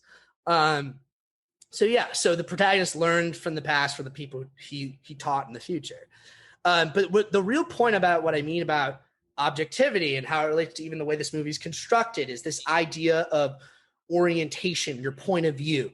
You know, you have to start looking at the world in a new way is what the Priya tells the protagonist. It's like, it's really an ideological metaphor. It's like any two sides in any conflict, the difference is perspective. It's I see things my way because I'm standing here and this is what I know. This is what my senses have told me. You're standing over there. Your senses see something completely different. But isn't that strange? Because aren't we looking still at the same world? Isn't there supposed to be an objective world that we're both looking at? Well, the question becomes, is difference in perspective a reason to reject the notion of objectivity, or is it actually a deeper confirmation of it despite the contradiction? And what Tenet believes and practices is that it's the latter. No, by seeing things in different perspectives, by escaping the notion of linear time and linear perspective, there's actually more of a reason to believe in objective reality. But that's the key: believe. It is a matter of belief to some extent. So it also, to a degree, and where that belief comes from and why they look at it that way they do, is that it's a literal demonstration of an unintuitive truth of reality. It's like what you sense is different based on perspective, your subjective experience, and yet objectivity is said to really exist, right? And that comes down to also, and this is, as a scientist, I'm sure you'll value, is a belief in science itself. It's like, it's ironic because people look at science and faith as these two opposite things, but the whole point of this movie is that science actually requires a certain type of faith, and that's a faith in objective reality, because as philosophers know, objective reality is something you can choose to reject, and I'm saying Sater chooses to reject it. There's nothing that makes you believe it. You either believe it or you don't. Because you can always retreat into solipsism. You can always retreat into this, I say, narcissistic delusion that you are all that exists. Because how would you really know? You don't ever actually leave your body, at least in life, right? So, but even if you left your body, you wouldn't leave your consciousness. So there's that problem, the hard problem, as they call it. But it's a reality beyond your subjective experience that we all must collectively agree exists irregardless of our experience. That's objective reality. I mean, there's that old phrase, if a tree falls in the forest and no one's there to hear it, doesn't make a sound. That's a question that reflects this conundrum, right? It's like, well, does it really happen if I don't know it happens? Because my subjective experience is not enough to tell me. And an agreement of objective reality would say, well, I mean, you can get into the whole catch about, well, sound is only something that exists in your ear. But either way, the actual event in time, space, the actual event in terms of entropy did happen if it happened, because that's objective reality, right? So this brings us back to this problem with the apocalyptic ideology as a denial of science. This extreme solipsism and super egomania narcissism of Sater, it's a denial of objectivity. It's a belief in only your own experience, which is the same as a lack of belief in anything outside of it. Now, Sater actually says this. He goes, if I can't have you, no one can. He's talking about the world. He says to the protagonist at the end, when the protagonist is trying to get the algorithm out, he literally is on the phone with him. He goes, your faith is blind. You're a fanatic. Now, it's very interesting because usually the villains are the quote fanatics in something. And I'd say Sater is a fanatic, just of the opposite ilk, right? He calls the protagonist a fanatic because what he's essentially saying is, like, you are crazy to believe in objectivity. Like, you and your whole Tenet group are a bunch of fanatics with your desperate belief in this objective world. And so protagonist, in response to what Sater says, he goes, you don't believe in God or a future or anything outside your own experience. So again, in case anyone thinks I'm blowing smoke up this movie, the protagonist literally says what I've just been fucking saying for the last. He just literally says it. He literally says that. So you don't believe anything outside of your own experience. And Sater responds by going, the rest is belief and I don't have it. So he literally responds, I do reject that idea that there's an objective reality. And then he goes, the protagonist responds to that, he goes, without it, you're not human. You're just a madman. And Sater's reply is, or a god. And if that's the implication of this ultimate narcissistic, solipsistic idea, which that's is that what he was getting at all along. Yeah, if you're the only thing in the universe, then essentially you are God. Like, it's this like idea that, like, yes, I decided then that's what gives him the right to end the world. It's like, because I am the world. I am God. I'm all that it matters. I'm all that exists. I have the right to destroy everything because I'm all that matters. So why is this belief important? Why is that conscious? I mean, obviously ending the world is, not something we want, but this gets us all back to this idea of the relationship between intuition and belief, right? don't try to understand it, feel it, right? That's the first thing we really learn in this movie. And it gets to this idea, what we think is intuitive, what we feel is based on our own experience as dictated by perception.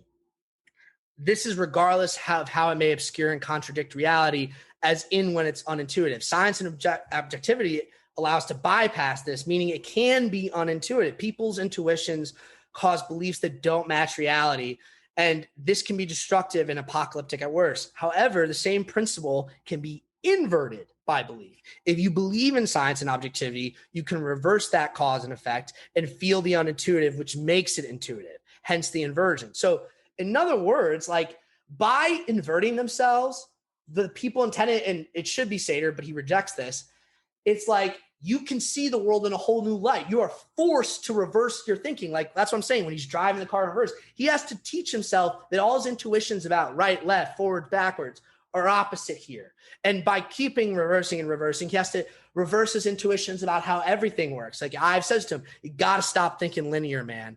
It's this whole idea that by changing your perspective, your intuitions themselves can change. By the end of the movie, the protagonist isn't shaken by going backwards or forwards anymore. It's natural to him. His intuitions have been reshaped by his experiences, because that's what intuitions are. It's a feedback loop with your experience. What you think is intuitive is based off of like what you experience. Your own gut of the past. Well, I'm sure you see this in science. You experience this in science, and this is the whole point of science.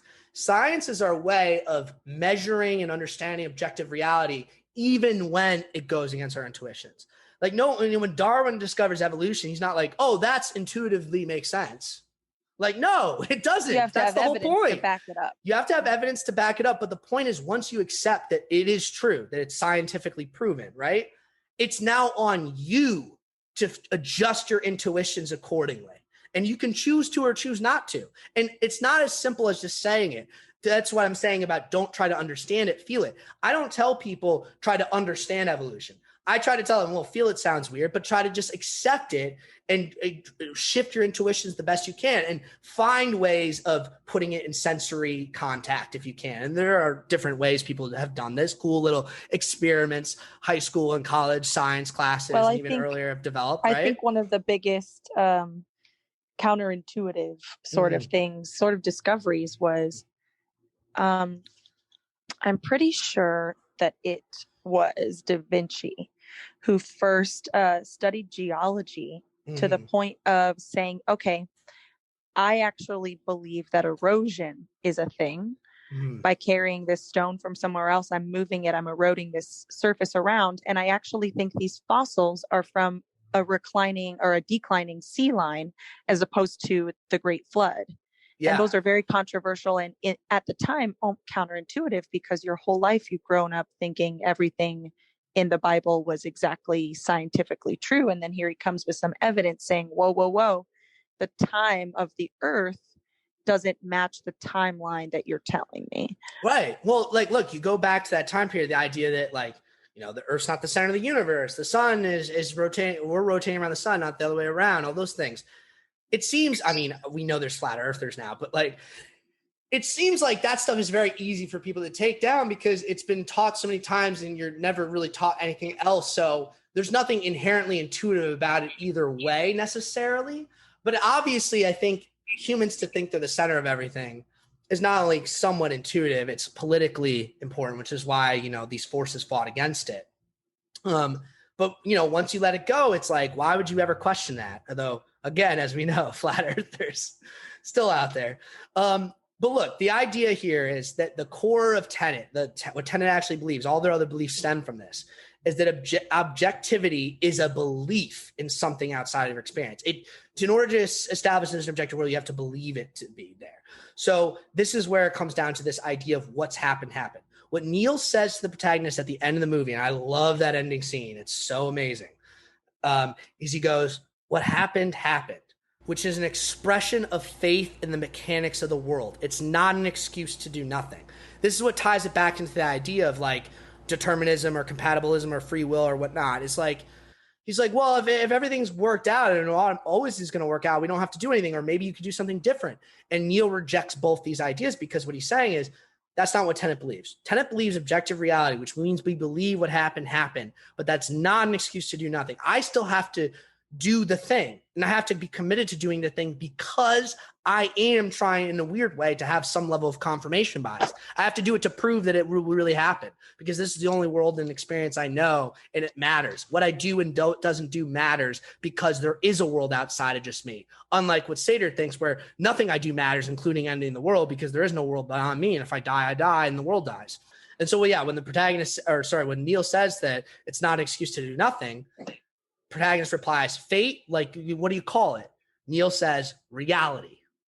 He simply says it like that, reality. I call that reality. So he's affirming this idea that this is all about a belief in reality, that objectivity requires faith that there's an objective world, and therefore science is prime and what we do matters. The past and future really exist, even when beyond our limited and linear point of view. Our actions have consequences for us and beyond ourselves onto the rest of the reality. Be they predetermined, whether that is compatible with free will or not. So it's the question of whether it's compatible with free will is beyond the point that the movie is trying to make. It's just simply that what we do counts. And the last thing that really I want to drive home here is that this sort of metatextual aspect to all this, because we talked about this when I said Nolan and Neil are kind of stand-ins, right? I think what interests Nolan about this, beyond even just the deeper philosophical stuff, is the sort of personal relationship that he has to his own work.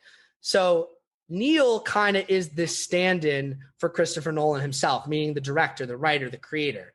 And he's like kind of almost like in throughout the movie, like to some extent playing with different set pieces and motives he's played with before.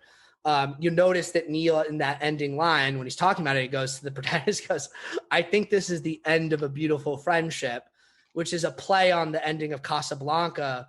Where, you remember what I'm talking about. I think this is the beginning of a beautiful friendship. But of course, the whole point is that Neil's speaking in reverse time context. So he is saying the same thing. So for the protagonist, it's just beginning. It's the beginning. Exactly. And so when Neil goes after that, he goes, this whole operation is a temporal pincer. And the protagonist goes, whose? And he goes, yours. I'll see you at the beginning, friend. I think you think of Neil as Christopher Nolan. Christopher Nolan is talking to who? The protagonist, his protagonist. That's why he's called the protagonist, is that this is a metatextual relationship between a creator and his creation, right? And it's this whole idea of like, I think Christopher Nolan himself, this is why he's fascinated by working with time, does kind of approach his work in this sort of nonlinear way, the way I'm talking about. He's saying for him, these things are kind of real and they exist. The ideas are kind of moving from the future. There is a future where I already wrote everything down. It's all done. The story's right? And it's coming back in time to tell me what it did, right? And so that's the idea. So the protagonist, in a weird way, the reason he's the protagonist is he doesn't even know he's the protagonist. It's a story of him understanding that he is the protagonist and what he's done has already happened, and he's in command of it. He's the one pulling the strings all along. He's the one pulling the strings all along. It's your future self giving your past self ideas. This is the idea of him being these old friends. It's like we're at the beginning of a long friendship. So like when you end a screenplay, if you're the screenwriter, it's like, oh, it's like the prize, like that's the end for me. It's like, no, it's just the beginning, man. We got to go back, make the movie, shoot the movie, and we'll be having this over and over again. Me and you, we'll be talking about how it's over, but it's never over.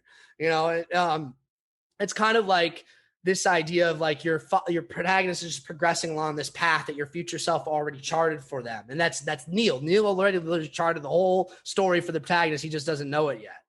And then it's like, you come back there, the cause and effect are all there, but it's just kind of reversed. You're just on this ride along with them to discover essentially what the plot is. And more so than in normal movies, this is a story of the protagonist discovering the story itself. Like he's discovering that this war is happening. He's discovering that his role in it. He's discovering that he himself is the protagonist. That's what he says at the end. He's like, oh, I learned I'm the protagonist. I'm the one calling all the shots. And he's discovering his own future. Yeah, and it's kind of funny because where it gets into that intuition idea, your ideas as a writer, as a creative, it's like it's coming from this intuitive, strong belief, like this sense of like you're recognizing yourself and your work, and then you kind of structure out like a sort of mechanism to communicate that with yourself. That's what the tenets are. It's like this is my rule to like how I'm going to discover the story, like the whole idea of writing as a process of discovery. So yeah, that's kind of like the secret sauce to Tenet. If you want to know why the protagonist is called the protagonist, is because he has to learn that he's the protagonist because he's the protagonist. It's discovering it as he goes. It's a tautology, but that's what's cool. But yeah, that I think that more or less has to answer every question you've ever had about Tenet. I don't know. I think we got all the answers. I don't know, Dana. You got to tell me if there's anything we left out. It's a long movie. There's a lot going on in it. But I'm telling you, man, it's all there. As I pointed out, you can look at some of the direct quotes, particularly towards the end of the movie, where the movie is trying to more or less sum itself up. It lays it all out there. The connections between objectivity, protagonists and creation, these notions of like apocalypse and solipsism and all the above, and how that relates to the historical context of the Cold War, the idea of a Cold War, entropy, reversion, all these things are interlinked. So again, yeah, this movie's just a fun movie. Yeah, it's Nolan kind of being like fuck off to people, haters.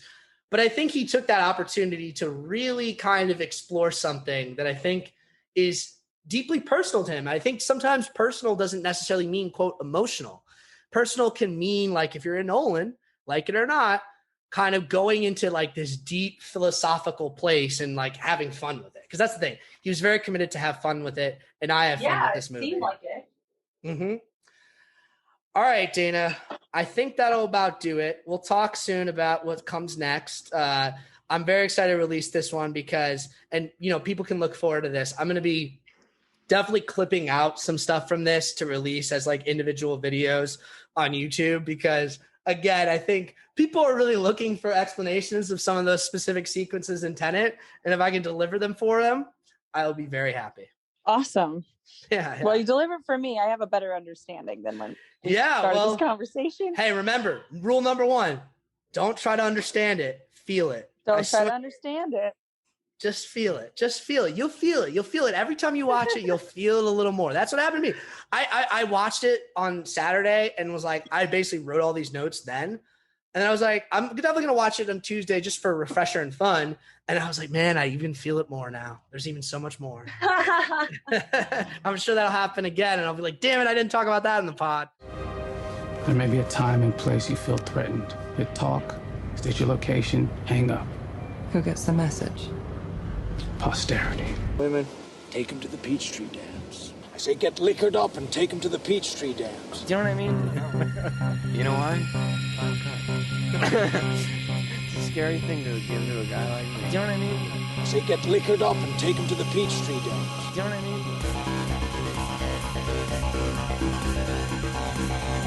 I say get liquored up and take him to the Peachtree Dams.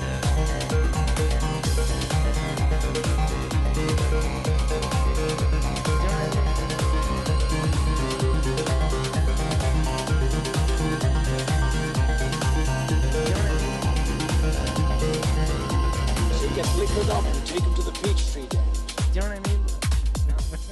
You know why? Final cut. It's a scary thing to give to a guy like me.